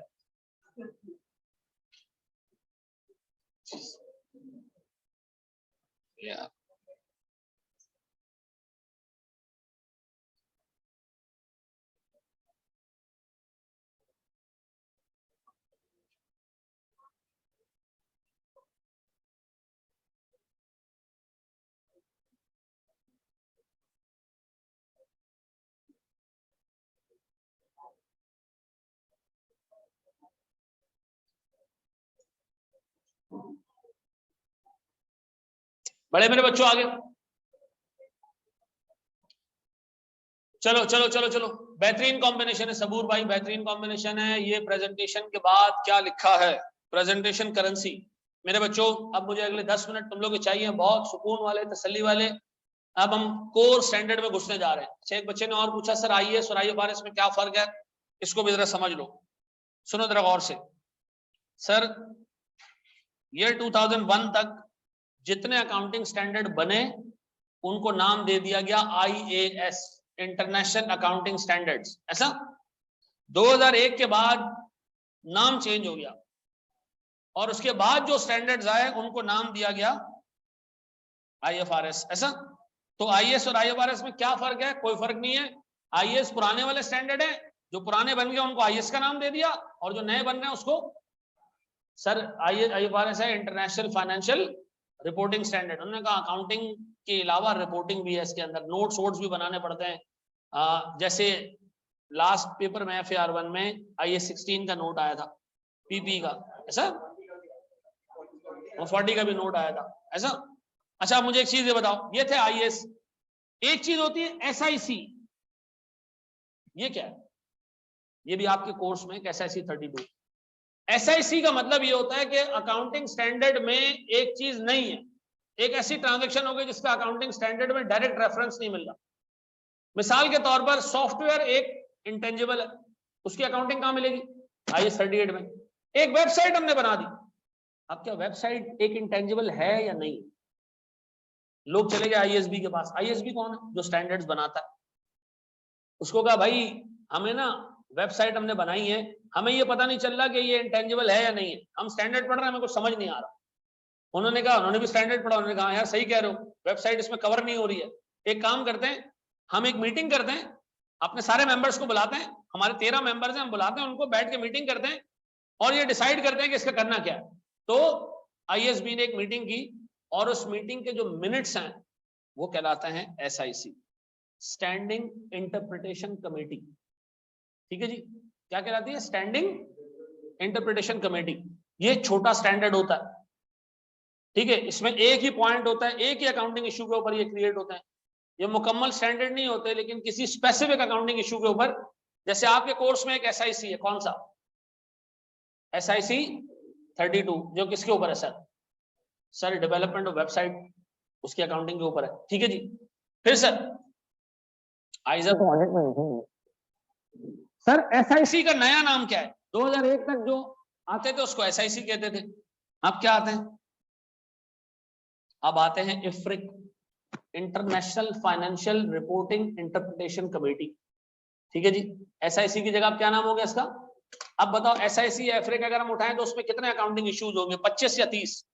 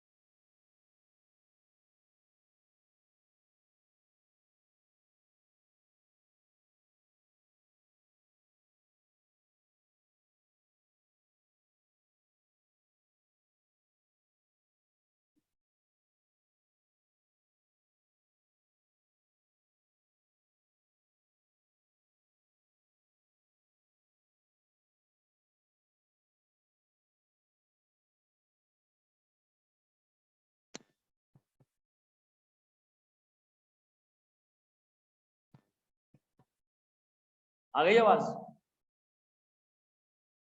चलो। हाँ भाई, IAS क्या है, एक मुकम्मल अकाउंटिंग स्टैंडर्ड जिसमें कई अकाउंटिंग ट्रांजैक्शंस की जो है वो अकाउंटिंग ट्रीटमेंट दी हुई है। IFRS और IAS में क्या फर्क है, कोई फर्क नहीं है, नाम का फर्क है, पहले IAS कहते थे, अब जो आ रहे हैं उनको IFRS का नाम दिया जा रहा है। SIC क्या है, किसी एक ऐसे अकाउंटिंग इशू के ऊपर जिसमें स्टैंडर्ड में डायरेक्ट रेफरेंस नहीं मिल रहा, IAS भी अगर कोई इंस्ट्रक्शंस इशू करे उसमें एक ही अकाउंटिंग ट्रीटमेंट होगी, एक ही अकाउंटिंग इशू होगा, उसको हम क्या कहते थे पहले, SIC, standing interpretation committee minutes.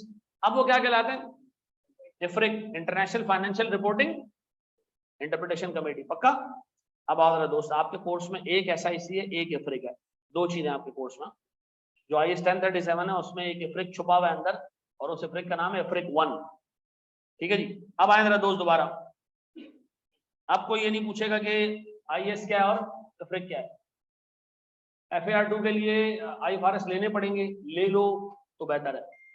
ठीक है जी, मैं कुछ जगहों पे IFRS की ट्रीटमेंट आपको रीड करके पढ़ाऊंगा, ठीक है। और वो जब मैं रीड कर रहा हूँ तो मैं यहाँ सॉफ्ट कॉपी में रीड कर दूंगा, तो मसले वाली बात नहीं। अगर आपके पास नहीं भी है तो काम चल जाएगा, लेकिन अगर है खरीदने तो खरीद लो, बेहतर है। ठीक है जी। सर कौन सा चैप्टर पढ़ रहे हैं? अभी मैंने शुरू नहीं किया, प्लीज बोर्ड में देखना दोस्त। मुझे एक बात बताओ, हम चैप्टर शुरू कर रहे हैं IS 21, ठीक है। IS 21 किन तीन चीजों के ऊपर है? Foreign currency receivables, foreign currency payables और फॉरेन करेंसी का कैश, बस ऐसा। अब आओ जरा मेरे प्यारे बच्चों, एक छोटी सी डिस्कशन, जो मैं आपसे कह रहा हूँ छोटी सी डिस्कशन समझनी है, ये अच्छे तरीके से समझना है, इससे थ्योरी का सवाल बनेगा, MCQs बनेंगे, ठीक है। मैं पढ़ने जा रहा हूं सर रिस्क एंड रिवॉर्ड। गौर से सुनो, मैंने सर 1 जनवरी को 2001 को अपने एक सप्लायर को कॉल की कि मुझे सामान चाहिए, मुझे $50 की एक चीज खरीदनी। कितने की? किस तारीख को? 1 जनवरी 2000। तमाम लोग बोर्ड में फोकस कर रहे हैं, कितने? $50 की एक चीज खरीदनी है। उस बंदे को मैंने कॉल किया, सप्लायर बैठा हुआ USA में। मैंने कहा दोस्त मुझे एक चीज चाहिए $50 की। उसने कहा सर डन हो गई डील, आपकी चीज अभी आपको पहुंच जाएगी। उसने क्या किया सर, वहां से उसको शिप पे लोड किया 1 जनवरी को। सर यहां पहुंचते पहुंचते 31 जनवरी हो गई। यहां पहुंचते पहुंचते जब मुझे चीज मिली, मैंने चेक किया, मैंने उसके बाद उसको पैसे दे दिए। ऐसा मुझे बताएं सर, प्रॉब्लम यह है कि जो मैंने चीज खरीदी थी $50 की, सर डॉलर का रेट था 120 रुपए पर $1 1 तारीख को, लेकिन जब मैं पेमेंट करने जा रहा हूं उस दिन डॉलर का रेट हो चुका है 135 रुपए पर $। अब बताओ सर मैंने चीज खरीदी किस दिन? उस दिन जिस दिन मैंने कॉल की और चीज डन हुई, या उस दिन जिस दिन मैंने चीज रिसीव की? मैं इस पर्टिकुलर एसेट को किस रेट पे रिकॉर्ड करूं जी? 1 जनवरी को रिकॉर्ड करूं या 31 जनवरी को? इन्वेंट्री को कब रिकॉर्ड किया जाता है? जब हमें फिजिकली रिसीव हो जाए वो। अब देखो एक छोटा सा कॉन्सेप्ट है ये, नहीं सर हम इन्वेंट्री को कभी भी रिकॉर्ड नहीं करते जब वो फिजिकली रिसीव होती है। हम इन्वेंट्री को रिकॉर्ड करते हैं जब उसका रिस्क एंड रिवॉर्ड ट्रांसफर हो जाए। सर मैंने जब US से कॉल की थी ना, तो उस बंदे ने कहा सर जब मैं सामान शिप पे लोड करूंगा ना, शिप समंदर में डूब जाए आप जिम्मेदार होंगे, चाहिए आपको स्टॉक? मैंने कहा जी बिल्कुल चाहिए, हम लोग तो गरीब लोग हैं, आप बस शिप पे डाल दें, फिर अल्लाह के आसरे यहाँ पहुंच जाएगा। अब बताओ आपको कब रिस्क एंड रिवॉर्ड ट्रांसफर हुआ? जिस दिन उसने शिप पे लोड किया, अब रिस्क आपका। ऐसा व्हाट इफ के मैं उसको कहता भाई तू अमेरिकन होगा अपने घर के लिए, मुझे जब तक कराची सामान नहीं पहुंचाएगा मैं इसका रिस्क अज्यूम। अब बताओ सर जब आप सामान रिसीव करोगे तब आपको क्या ट्रांसफर होगा? बताओ इन्वेंट्री को कब रिकॉर्ड करना चाहिए? क्या हर केस में इन्वेंट्री को जिस दिन कॉल किया जाए उस पर रिकॉर्ड करें, या जिस दिन फिजिकली रिसीव करें उस दिन पे रिकॉर्ड करें? नहीं, हमें किस दिन पे रिकॉर्ड करना चाहिए? डिपेंड करता है कि आपने सामने वाली पार्टी से एग्रीमेंट में क्या चीज लिखवाई है, किस दिन आपको रिस्क एंड रिवॉर्ड ट्रांसफर हुआ है। अब अज्यूम करो मुझे रिस्क एंड रिवॉर्ड ट्रांसफर हुआ 1 जनवरी, तो मैंने क्या किया होगा? मैंने इन्वेंट्री डेबिट की होगी, कितने से मेरे बच्चों? $50 मल्टीप्लाई बाय 120, कितना? 6 लाख।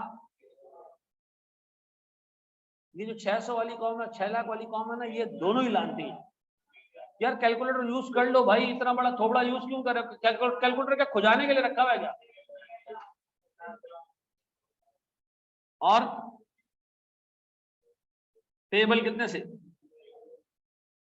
ऐसा है, ऐसा है मेरे बच्चों। अब बताओ पैसे कब देने जाने हमने? सर हमने इन्वेंट्री की एंट्री पास करके हम बैठ गए, सामान कहाँ है? समंदर में। ठीक है जी, समंदर से सामान आया कब? 31 जनवरी को मेरे बच्चों। फिर मैंने बैठ के एंट्री पास की, क्या चीज? Payable debit. कितने से पेबल रिकॉर्डेड है? जबकि कैश कितना दिया हमने? $50, लेकिन रेट क्या हो चुका है? क्या रहा? अब बताओ सर 6000 की लायबिलिटी पे करने के लिए हमने 6750 दे दिया, इसका मतलब है मुझे 750 रुपए का क्या हो गया, लॉस हो गया। इस लॉस को हम क्या कहते हैं, एक्सचेंज लॉस। ऐसा ऐसा है कि नहीं, ये क्या हो गया, एक्सचेंज लॉस। भाई हमने जब डॉलर जिस रेट पे खरीदा था, सामान सर महंगा हो गया, डॉलर का रेट महंगा हो गया, मुझे ज्यादा पैसे देने पड़ गए, नुकसान हो गया।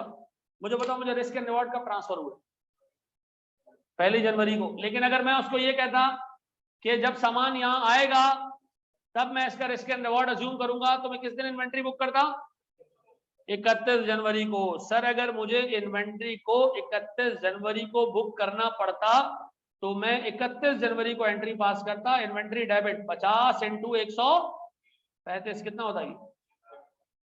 और अब यहां पर कोई फॉरेन करेंसी का लॉस नहीं आया।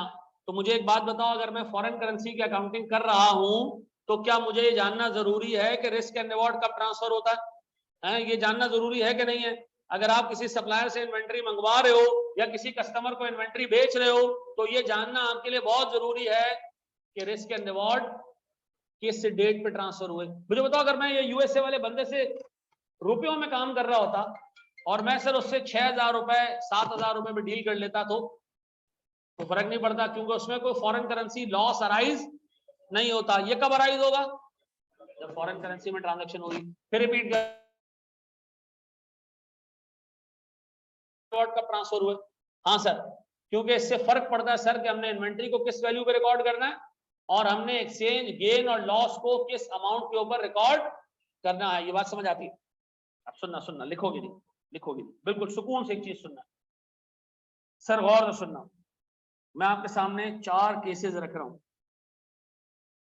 प्यारे बच्चों बोर्ड में, मुझे एक बात बताओ सर, मैं हूं कराची में, कराची, ठीक है, कराची, शहबाज शरीफ गया था ना, कराची। और सर हमारा एक सप्लायर है या से हमारे कस्टमर है, हम कराची में होते हैं यहाँ पर, और हमारा एक कस्टमर है जो श्रीलंका में बैठा है। कहाँ बैठा है, श्रीलंका में। एक कस्टमर है, श्रीलंका वाले कस्टमर ने कहा भाई मुझे पाकिस्तान से जबरदस्त किस्म की नस्वार चाहिए। मैं पिछली दफा आया था, मैं समझा कि ये जड़ी बूटी है, मैंने उसको मुंह में रखा और फिर मुझे बड़ा मजा आया। तो मैं चाहता हूं कि आप मुझे कराची से श्रीलंका नस्वार भेजें। अच्छा जी गौर सुनना, हमने इरादा कर लिया कि हम इसको कराची से नस्वार भेज रहे हैं, कहां पर, श्रीलंका। गौर सुनो, कस्टमर को हमने कहा भैया यहां से एक बोट निकलेगी जो 30 दिन में श्रीलंका पहुंचेगी। कितने दिनों में, 30 दिन में। 1 जनवरी को यहां से बोट निकलेगी और 31 जनवरी को तुम्हारे पास पहुंच जाएगी, ठीक है। कस्टमर ने कहा सही है सर। श्रीलंका में जो बंदा बैठा है उसका क्या नाम है, जयसूर्या, राजा बख्शा नहीं हो, भूल जाओ उसको, हो गया, बुरा ख्वाब था, ठीक है जी। ये जयसूर्या बैठा सर, और सर यहाँ हमारे पास जो है वो कराची में हमारे भाई बैठे हैं, क्या नाम है तुम्हारे लड़के, सुहेल भाई बैठे हैं हमारे यहाँ हैं।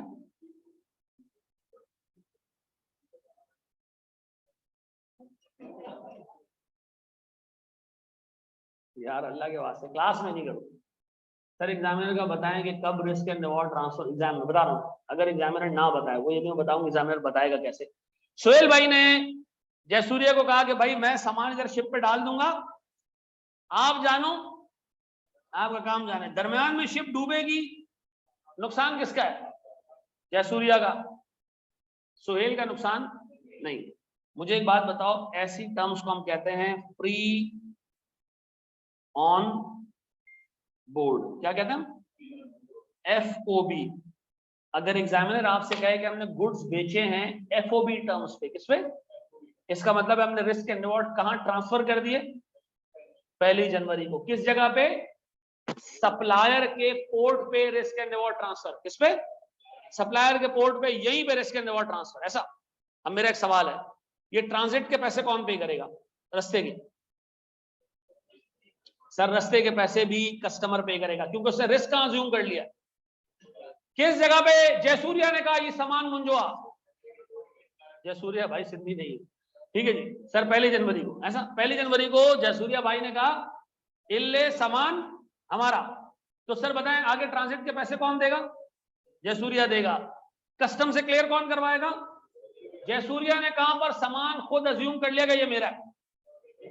1 जनवरी को हम इसको क्या नाम देंगे? Free on board, free on board. ऐसा मुझे बताओ, मुझे सेल्स कब बुक करनी चाहिए अगर मैं कराची में बैठा? 1 जनवरी को। क्यों सर? क्योंकि मैंने रिस्क एंड रिवॉर्ड ट्रांसफर कर दिया। ऐसे को हम क्या नाम दे रहे हैं? Free on board. ऐसा अब और सुनो, और सुनो, और सुनो, लिखेगा नहीं कोई, केस 2 लिखूंगा फिर उसके बाद आपने छापना। केस 2, सर मैं कराची में बैठा हूं, मैं हूं सुहेल और श्रीलंका में हमारा एक कस्टमर है जयसूर्या, ठीक है जी। मैंने जयसूर्या ने मुझे कहा मुझे नस्वार चाहिए, मैंने कहा बिल्कुल भेज देता हूं सर, मैं इधर शिप पे डाल दूंगा, आपके पास इंशाल्लाह 31 तारीख को पहुंच जाएगा। मैं जैसे शिप को सामान हैंड ओवर करूंगा, आप जानो आपका काम जाने। जयसूर्या ने कहा बिल्कुल सही है, यहीं पे रिस्क एंड रिवॉर्ड मैं भी चाहता हूं मुझे मिल जाए, लेकिन साईं थोड़ा ख्याल रखो, इसका रास्ते का जो किराया है जिसको हम क्या कहते हैं, फ्रेट है और इंश्योरेंस, रास्ते की इंश्योरेंस, यार ये आप करवा दे दो। कौन करवा के देगा? सप्लायर करवा के देगा। मैं यहीं पे रिस्क एंड रिवॉर्ड अज्यूम कर रहा हूं, लेकिन मैं चाहता हूं कि रास्ते का किराया, ये गौर से सुनना, ये छोटी छोटी चीजें मिस करोगे आगे नुकसान होगा, क्लियर करके जाना है यही सारी चीजें, और अच्छे तरीके से अपनी नोटबुक में लिखना भी। ऑनलाइन वालों मेरी आवाज आ रही है? फ्रेट और कैरेज एक ही चीज है, फ्रेट और कैरेज एक ही चीज है। हाँ जी, आप बताएं सर। जयसूर्या हमसे कह रहा है 1 जनवरी को जब आप सामान शिप को दें, मैं जानू मेरा काम जाने, लेकिन शिप वाले को पैसे आप दे देना, और रास्ते में जो इंश्योरेंस का खर्चा है वो भी कोई मसला नहीं, मैं 1 जनवरी को रिस्क अज्यूम कर रहा हूं। मुझे एक बात बताओ, इसमें और ऊपर वाले केस में क्या फर्क है? सर वहां पर फ्रेट और इंश्योरेंस के पैसे भी जयसूर्या ने दिए थे, यहां पर ये दोनों पैसे कौन दे रहा है? सर सप्लायर दे रहा है। ऐसा रिस्क एंड रिवॉर्ड दोनों केसेस में कहां ट्रांसफर हुआ? मुझे बताओ सर, इस केस में मुझे सेल्स कब बुक करनी चाहिए? 1 जनवरी को, लेकिन इस केस और ऊपर वाले केस में फर्क पता क्या है? इस केस में थोड़ा खर्चा मेरी जेब से ज्यादा हो रहा है। खर्चा क्या ज्यादा हो रहा है? फ्रेट मैंने पे किया और इंश्योरेंस मैंने पे किया, लेकिन दोनों केसेस में रिस्क एंड रिवॉर्ड कब ट्रांसफर हुआ? ऐसे केस को हम कहते हैं CIF टर्म्स, ठीक है जी। इसको हम कहते हैं जनाब cost insurance and freight terms. ऐसा अब देखो ये जो नाम है ना इसके, FOB CIF, ये इंटरनेशनल लॉ में लिखे हुए, इसमें लिखे हुए, और एज इट इज ये टर्म्स IS 21 ने अडॉप्ट की। तो जब IS 21 उठाओगे तो CIF नजर आया, तो CIF क्या है? कॉस्ट इंश्योरेंस एंड, एग्जामिनर कह रहे हैं कि हमने cost insurance and freight basis पे गुड्स बेची, इसका मतलब है रिस्क एंड रिवॉर्ड का ट्रांसफर किया 1 जनवरी को, सर अपने पोर्ट पे। ऊपर वाले केस और नीचे वाले केस में फर्क क्या है? ऊपर वाले केस नीचे वाले केस में रिस्क और रिटर्न के हिसाब से कोई फर्क नहीं है, दोनों जगहों पे रिस्क कब ट्रांसफर हुआ है? सर 1 जनवरी को, जिस दिन हमने पोर्ट पे, अपने पोर्ट पे गुड्स हैंड ओवर की। फर्क क्या है दोनों में? एक जगह पे सर इंश्योरेंस और फ्रेट सेलर ने पे किया, एक जगह पे बायर ने पे किया। ऐसा मुझे बताओ sir, cost insurance and freight, ये जो CIF टर्म्स हैं, ये सेलर के लिए ज्यादा बेनिफिशियल है या FOB टर्म्स ज्यादा बेनिफिशियल है? FOB टर्म्स ज्यादा बेनिफिशियल है। क्यों? सर एक केस में इंश्योरेंस के पैसे, फ्रेट के पैसे एक बंदा पे कर रहा है, दूसरे केस में दूसरा बंदा पे कर रहा है। ऐसा है कि नहीं? ये बात समझ आ रही है नहीं आ रही मेरे बच्चों? पक्का? अब वो डिपेंड करता है कि उससे प्रॉफिट कितना चार्ज किया, ठीक है जी। लेकिन ये याद रखना, हमारी बहुत सारी कंट्रीज के साथ ट्रेड FOB टर्म्स में होती है, और बहुत सारी कंट्रीज के साथ हमारी ट्रेड CIF टर्म्स पे, ठीक है जी। तो जहां CIF टर्म्स पे होती होंगी, सप्लायर थोड़े पैसे ज्यादा चार्ज कर लेता होगा। ऐसा कि अरे भाई ये जो मोबाइल यूज कर रहा है हमारा भाई, यार रजिस्टर का है, तुम्हारी कॉपी किधर है यार? हैं इस तरह तो नहीं होगा मेरे भाई जी। इन्वेंट्री की वैल्यू हम सीआईए पे रिकॉर्ड करेंगे तो सेल कर रहे हैं ना, इन्वेंट्री बेच रहे हैं, रिकॉर्ड थोड़ी करनी है इन्वेंट्री, रिकॉर्ड तो वो करेगा। ठीक है, हाँ जी प्यारे भाई, 2 केसेस भेजे में बैठ गया, मुझे बताओ सेल्स कब बुक करनी है दोनों केसेस के अंदर? 1 जनवरी को, सेकंड केस में भी 1 जनवरी को, तीसरा केस करा रहा हूं फिर एक साथ कॉपी कर लेना। तीसरा केस सर गौर सुनो, एक कस्टमर को मैं सामान भेज रहा हूं, ये मिसाल के तौर पे मैं कराची में हूं और मेरा कस्टमर सर मिसाल के तौर पर बैठा हुआ है, कहाँ बैठा हुआ है? इंडिया में बैठा। ठीक है जी, इंडिया से वैसे हमारी ट्रेड बंद है आजकल। ठीक है, इंडिया से ट्रेड बंद है और पता नहीं क्यों बंद है, दुश्मन है हमारे वो। ठीक है, बहुत खराब लोग हैं, बेगैरत लोग हैं। ऐसा 200 साल बाद इस कौम को अकल आएगी, 200 साल बाद, कि जो सारा ड्रामा था ना ये सिर्फ पैसे का था। ये मैं आपको ऑनेस्टली बता रहा हूँ, मेरे हिसाब से जो एक नारा लगता था ना, पाकिस्तान का मतलब क्या, ला इलाहा इल्लल्लाह, वो नारा खत्म हो चुका है। This country is no more an Islamic state. खैर इस पर हम कभी बाद में बात करेंगे। ठीक है जी, अब बात करते हैं हम, अल्लाह करे कि जिस मकसद से हासिल किया गया था वो मकसद भी नजर आए, मकसद पूरा हो। मतलब क्या कौन कौन से बिल पास हो रहे हैं? तू तो खुश होगा हैं? बात करो, यहाँ देख लो सर, बोर्ड में देखिएगा दोस्त। सर मुझे एक बात बताएं, कराची और इंडिया में जो हमारा कस्टमर बैठा है, इसका नाम है, क्या नाम है इसका? नहीं, वो क्या नाम लेता है उसका? कौन यार? नहीं, अय्यर, वेणुगोपाल अय्यर, राजशेखर चिन्न स्वामी मुत्तु स्वामी वेणुगोपाल अय्यर, परम बदूर चिन्न सल्लम, आप याद हो गया। हाँ जी, रघु भाई नहीं भाई, अय्यर बैठे हैं जी। अय्यर ने कहा कि यार कराची से सामान चाहिए, इंडिया तक पहुंचाना है। ठीक है जी, लेकिन अय्यर कह रहे नहीं भाई, सामान इंडिया तक लेके आओ, इंडिया के पोर्ट पे लेके आओ, तब मैं जो है वो उसको एक्सेप्ट करूंगा, इससे पहले नहीं। अब बताओ सर, सेलर की जिम्मेदारी कहां तक है सामान पहुंचाने की? दरमियान में सामान डूबे, खत्म हो, तबाह हो जाए, जिम्मेदार कौन?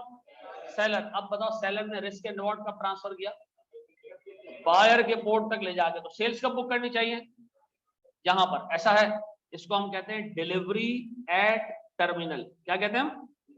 Delivery at terminal. ऐसा। अब सुनो, अब जबरदस्त एग्जाम का एक सवाल आया हुआ है, उसमें लिखा हुआ है जनाब जो सेल हुई है वो डीएटी बेसिस पे हुई है। हम बराबर वाले से पूछ रहे हैं, ये डेट लिखा हुआ है ना, ये मिस हो गया इधर है। ये टर्म्स याद रखना, मैं बता रहा हूँ, ये बाद में तुम खून के आंसू रोगे अगर याद नहीं आ रहा हो। अब बताएं सर, डीएटी टर्म्स क्या है जनाब?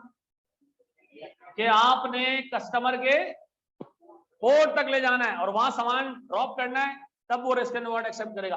बताओ इसका रास्ते का किराया कौन पे करेगा? हम पे करेंगे, सप्लायर पे करेगा, और इंश्योरेंस हम कराएंगे क्योंकि हमारा सामान है। सप्लायर एंड तक जो है वो रिस्क एंड रिवॉर्ड अज्यूम करके बैठा हुआ है। जब सप्लायर ने सामान उसके पोर्ट पे अनलोड किया, ऑफलोड किया, तो अब जिम्मेदार कौन है? अब बताओ, इस और सेकंड केस में एक कॉमन चीज है, वो क्या? सर कॉस्ट और जो इंश्योरेंस है, फ्रेट और इंश्योरेंस, वो दोनों केस में कौन बर्दाश्त कर रहा है? सेलर बर्दाश्त कर रहा है। सेकंड और थर्ड केस में डिफरेंस क्या है? Risk and reward. एक जगह पे रिस्क एंड रिवॉर्ड सर हमने सेकंड केस में अपने पोर्ट पे ही जो है वो खत्म कर दिया था, ट्रांसफर कर दिया था, और इस केस में हमने क्या किया? अब सुनो सुनो, कितने केसेस हो गए? अब सुनो जरा दोस्त, सर कॉपी कर लो, बस 4 पूरे हो जाएंगे, आखिरी केस है। बस बस बेटा बस। क्या हुआ, हमारी क्लास का टाइम कितने बजे तक है? 15 मिनट है ना। अच्छा सुनो, कराची से हम सामान भेज रहे हैं, से मिसाल के तौर पे बांग्लादेश। अफगानिस्तान नहीं भेजो यार,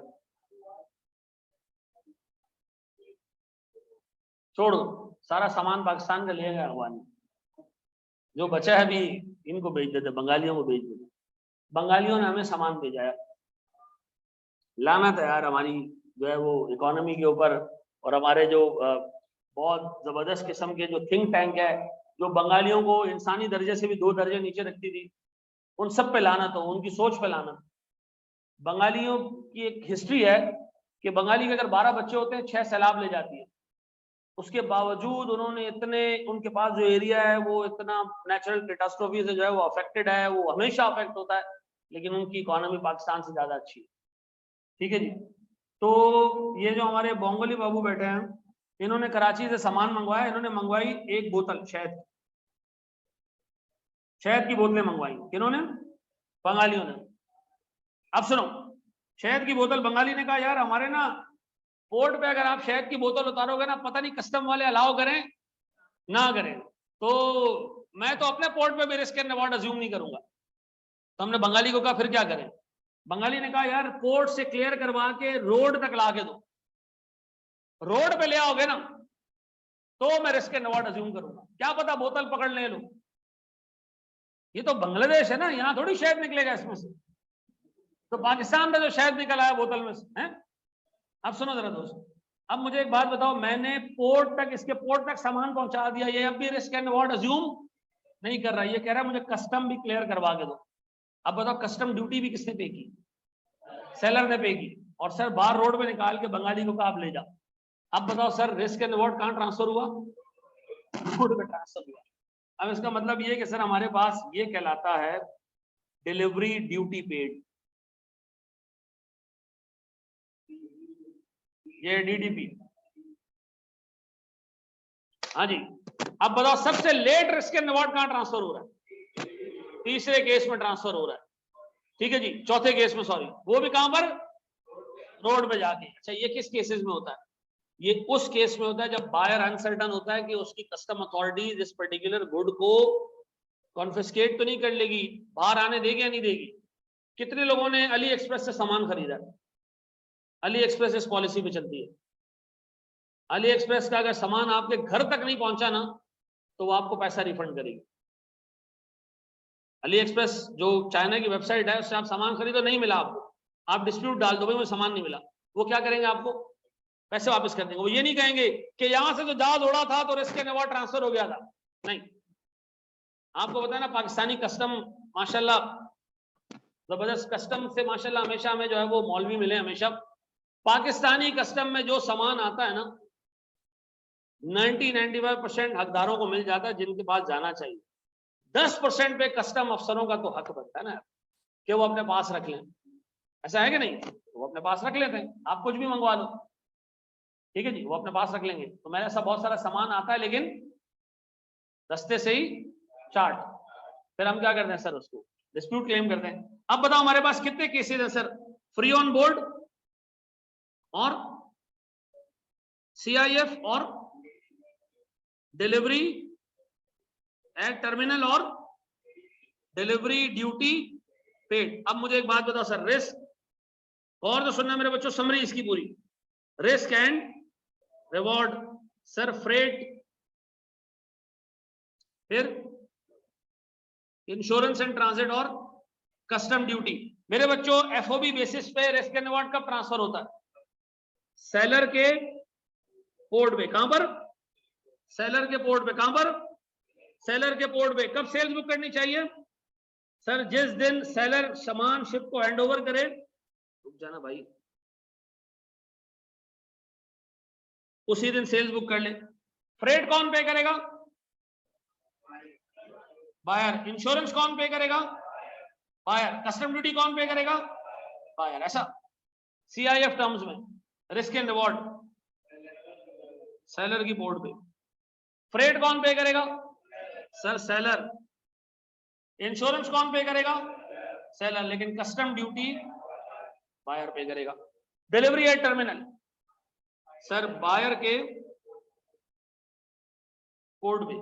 फ्रेट सर, सेलर, वहां तक ले जाने की सारी जिम्मेदारी, इंश्योरेंस की जिम्मेदारी सेलर की, लेकिन कस्टम ड्यूटी बायर पे करेगा। Delivery duty paid sir, risk and reward sir, buyers port after custom clearance sir, freight, insurance और कस्टम ड्यूटी भी सर। ऐसा मुझे बताएं, जो सारी टर्म्स मैंने आपको बताई ये क्यों बताई? ताकि एग्जाम में जब आपको वो कहे कि रिस्क एंड रिवॉर्ड ट्रांसफर करना है, आप खुद सोचें तो आपको पता होना चाहिए कि मुझे सेल्स और परचेज किस डेट पे बुक करनी है। ऐसा है। अब इसको सुकून से पहले कॉपी करो और फिर मैं आपसे सवाल पूछ रहा हूं, जरा जलील कर रहा हूं। कहां से कॉपी करना? यहां से।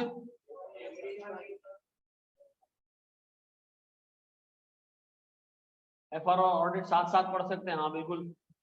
केस 4 दोबारा रिपीट करते हैं, रुक जाओ पहले कॉपी कर लो।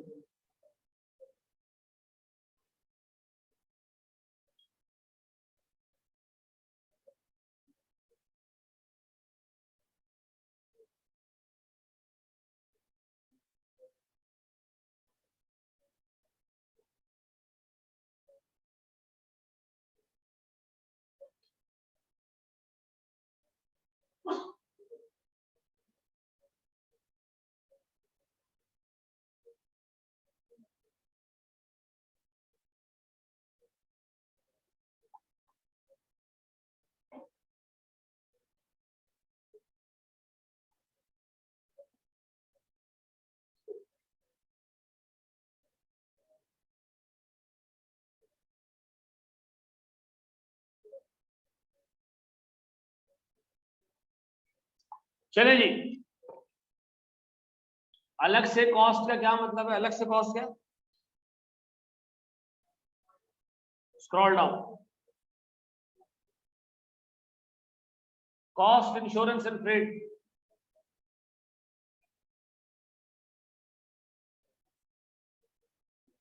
अच्छा भाई, ये जो है वो टर्म्स, ये लीगल टर्म्स हैं, ये एज इट इज जो है वो स्टैंडर्ड ने अडॉप्ट कर लिए। अगर कैफ 2 नहीं पढ़ा तो FAR 2 में IS 12 में मसला तो नहीं होगा? बिल्कुल नहीं होगा। जो टैक्स आप अकाउंटिंग जो पढ़ोगे वो जनरल टैक्स की अकाउंटिंग है, पाकिस्तानी टैक्स की अकाउंटिंग नहीं है। सॉल्व अप कर लूं ऐसा? पूरा बता रहा हूं, दोबारा पूरा दोबारा बता रहा हूं।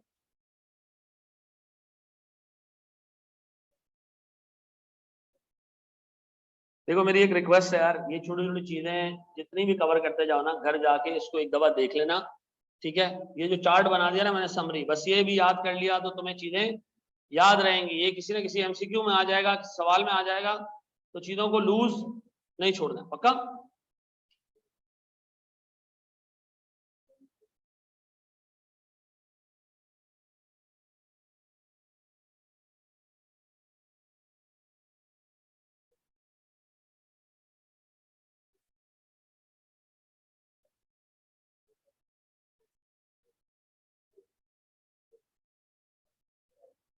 जी मेरा बच्चा, हाँ मैं खुद कवर कराऊंगा बेटा। यस, ऑनलाइन मंगवा सकते हो आप। जी मेरा बच्चा, जी। यार एक मिनट, नहीं, कस्टम ड्यूटी तो केस 3 के अंदर बायर पे करेगा ना, क्योंकि केस 3 के अंदर उसने पोर्ट पे रिस्क एंड रिवॉर्ड अज्यूम कर लिया ना। पोर्ट की क्लियरेंस, कस्टम ड्यूटी, जो बाकी के डेमरेज वगैरह, ऑक्ट्रॉय वगैरह, वो खुद पे करेगा, ठीक है ना? केस 4 में तो बाहर तक लेके जाना है ना, तो वो सारे खर्चे एंड तक सेलर पे करेगा, उसमें कोई बायर का खर्चा नहीं है।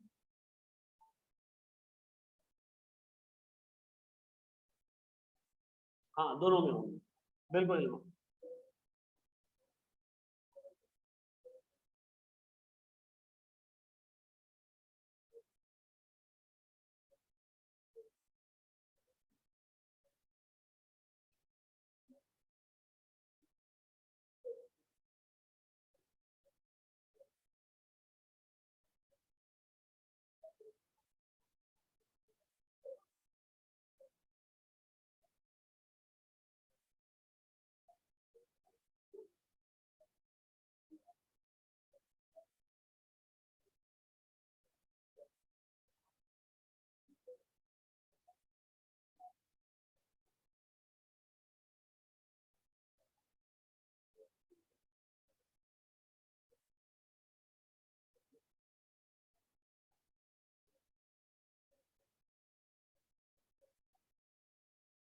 चलो जी,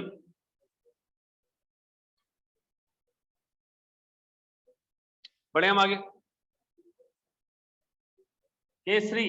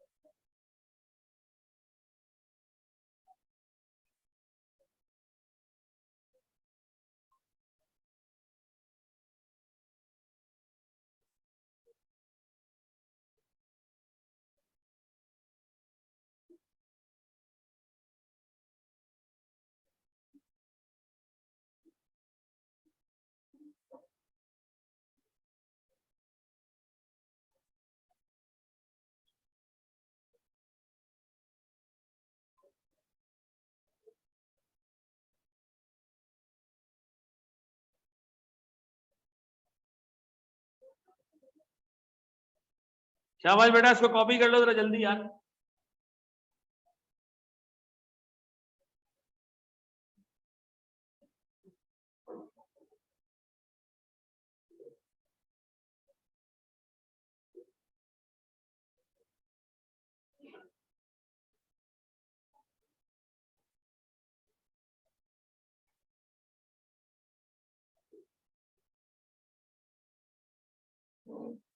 बढ़ जाए, समरी देख लो बेटा इसकी।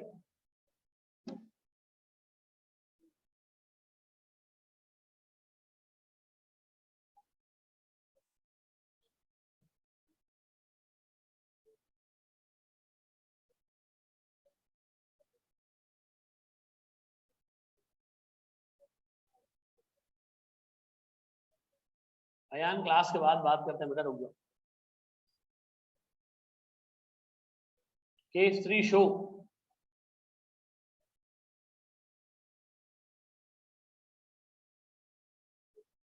हाँ मोर और लेस यही टाइमिंग रहेगी, थोड़ा सा इससे ऊपर हो जाएगा मिक्स जी।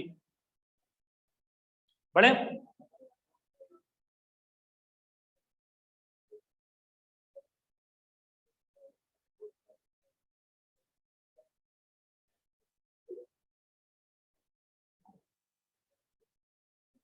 मैं पूरा रिपीट कर देता हूँ। हाँ जी, मुझे एक बात बताओ, अगर ये कॉपी कर लिया हो तो मैं रिपीट कर दूं, फिर हम क्लास एंड करें।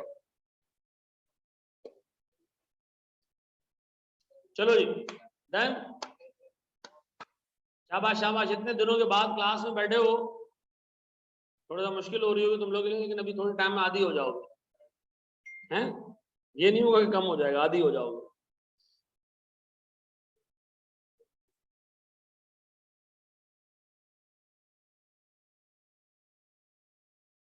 बढ़िया है।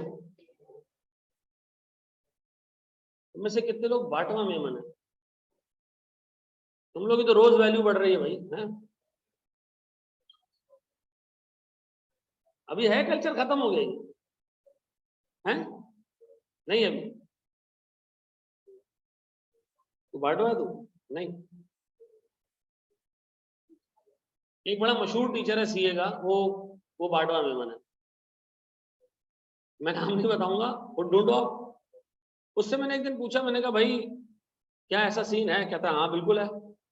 कहता है मैं जो है वो अभी तकरीबन लड़की वाले से घर लिया है, माशाल्लाह गाड़ी ली है बड़ी, सारी चीजें ली हैं। तो मैंने कहा तो गलत है। कहता है यार गलत तो है, लेकिन हमने भी अपनी बहन की शादी में इतने दिए थे ना, रिकवर तो करना है।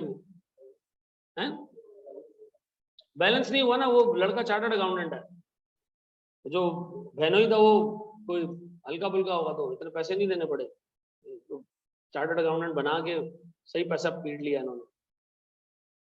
अच्छा, ओमान में आप जाओ ना तो उलट होता है, वहां आपको लड़की के बाप को पैसे देने पड़ते हैं। हाँ, और ये अच्छा कल्चर है। इसकी वजह है कि एक बंदे की है ही बेटियां, वो सबकी शादियां करा देगा तो बुढ़ापे में क्या करेगा? तो गवर्नमेंट ने वहां जो है ना एक पैसे रखे हुए हैं कि जो शादी करेगा बंदा वो 6000 रियाल लड़की के बाप को देगा।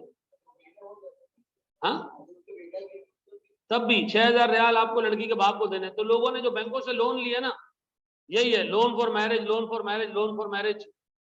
वहां शादी के लिए लोन लिया, फिर जब उनका जो शहनशाह है शाह काबूस, तो खैर उसका इंतकाल हो गया, वो आता है और वो 2-1.5 साल बाद सबके लोन माफ कर देता है। ठीक है ना, यानी जैसे कि आपने बेगम जो है लीज पे लाई हुई है, ठीक है जी, आप रेंटल पे किए जा रहे हो। इतने बादशाह सलामत को रहम आया, उन्होंने कहा चलो भाई रख लो, तुम्हारी हो गई है, चल रहा है वहां पे हिसाब किताब। अच्छा जी सर, बोर्ड में देखिएगा सर। मुझे एक बात बताएं सर, मेरे पास सबसे पहली चीज थी एफओबी टर्म्स। हमने सामान अपने पोर्ट पे लोड किया, हमने कस्टमर से कहा जी हमने सामान शिप को हैंडओवर कर दिया, चार्टर्ड शिप है आपके हवाले कर दिया है, रास्ते का किराया आपने देना है, इंश्योरेंस आपने देनी है, कस्टम ड्यूटी आपने देनी है। ये तीनों चीजें कौन पे कर रहा है? बायर पे कर रहा है। बायर ने कहा ठीक है। केस 2, बायर ने कहा भाई मैं रिस्क एंड रिवॉर्ड आपके पोर्ट पे अज्यूम कर लेता हूं, लेकिन थोड़ी कर्टसी तो रखो, रास्ते का किराया और इंश्योरेंस के पैसे तो दे दो। हमने कहा ठीक है कोई मसला नहीं, लेकिन कस्टम ड्यूटी आपने पे करनी है बायर। केस 3, बायर ने कहा भाई मैं सामान जब खरीदूंगा, जब मेरे पोर्ट पे आ जाएगा, ट्रांजिट में रिस्क बहुत ज्यादा है, मैं वो रिस्क लेना नहीं चाहता, सामान डूबने उबने का खतरा बहुत है, सामान फ्रजाइल टाइप का है, तो मुझे आप मेरे पोर्ट पे पहुंचा के दें। तो हमने कहा ठीक है, पोर्ट पे साबित सामान पहुंचेगा तो आप रिस्क अज्यूम कर लेना। अब बताओ बायर के पोर्ट पे सामान वो ट्रांसफर नहीं हो रहा, ये रिस्क ट्रांसफर हो रहा है किस पे? सॉरी, बायर के पोर्ट पे जाकर ट्रांसफर हो रहा है। रास्ते का किराया सेलर दे रहा है, इंश्योरेंस सेलर पे कर रहा है, फिर कस्टम ड्यूटी सिर्फ बायर ने पे करनी है, क्योंकि पोर्ट तक गुड्स पहुंचा के हम वापस चले जाएंगे। अब बताओ सर, आखिरी केस में कस्टमर ने कहा कि मुझे आपने पहुंचा के देना है कहां पर? मेरे कस्टम क्लियरेंस के बाद तक, कस्टम से क्लियर करवा के दो तो मैं मानू। हमने कहा ठीक है, फिर सारी चीजों के खर्चे हमने खुद पे किए और कस्टम क्लियर करवा के गुड्स किसको हैंडओवर कर दी? बायर को हैंडओवर कर दी। मुझे एक बात बताओ, हम ये क्यों पढ़ रहे हैं? ताकि हम ये मालूम कर लें कि हमने इन्वेंट्री को और सेल्स को किस डेट पे रिकॉर्ड करना है। ऐसा मुझे बताओ, IAS 21 किन 3 चीजों के लिए बना है? Foreign currency receivables, foreign currency payables और कैश। ऐसा, और हमने आज सिर्फ और सिर्फ बिल्कुल बेसिक एक छोटी सी चीज सीखी, कोई टेक्निकल चीज हमने नहीं पढ़ी आज। हमने ये देखा कि रिस्क एंड रिवॉर्ड कब ट्रांसफर होता है, ये टर्म्स याद रहेंगी, FOB, CIF, delivery at terminal और डिलीवरी ड्यूटी पे। पक्का जी? थैंक यू वेरी मच जी, अल्लाह आपको खुश रखे अपने खर्चे पे। अच्छा, मेरी क्लास अब होगी आपके साथ नहीं, कल फ्राइडे ना, कल आकाश की क्लास है, सैटरडे को मेरी क्लास होगी और आकाश की, दोनों की क्लास होगी सर, कल से आकाश की।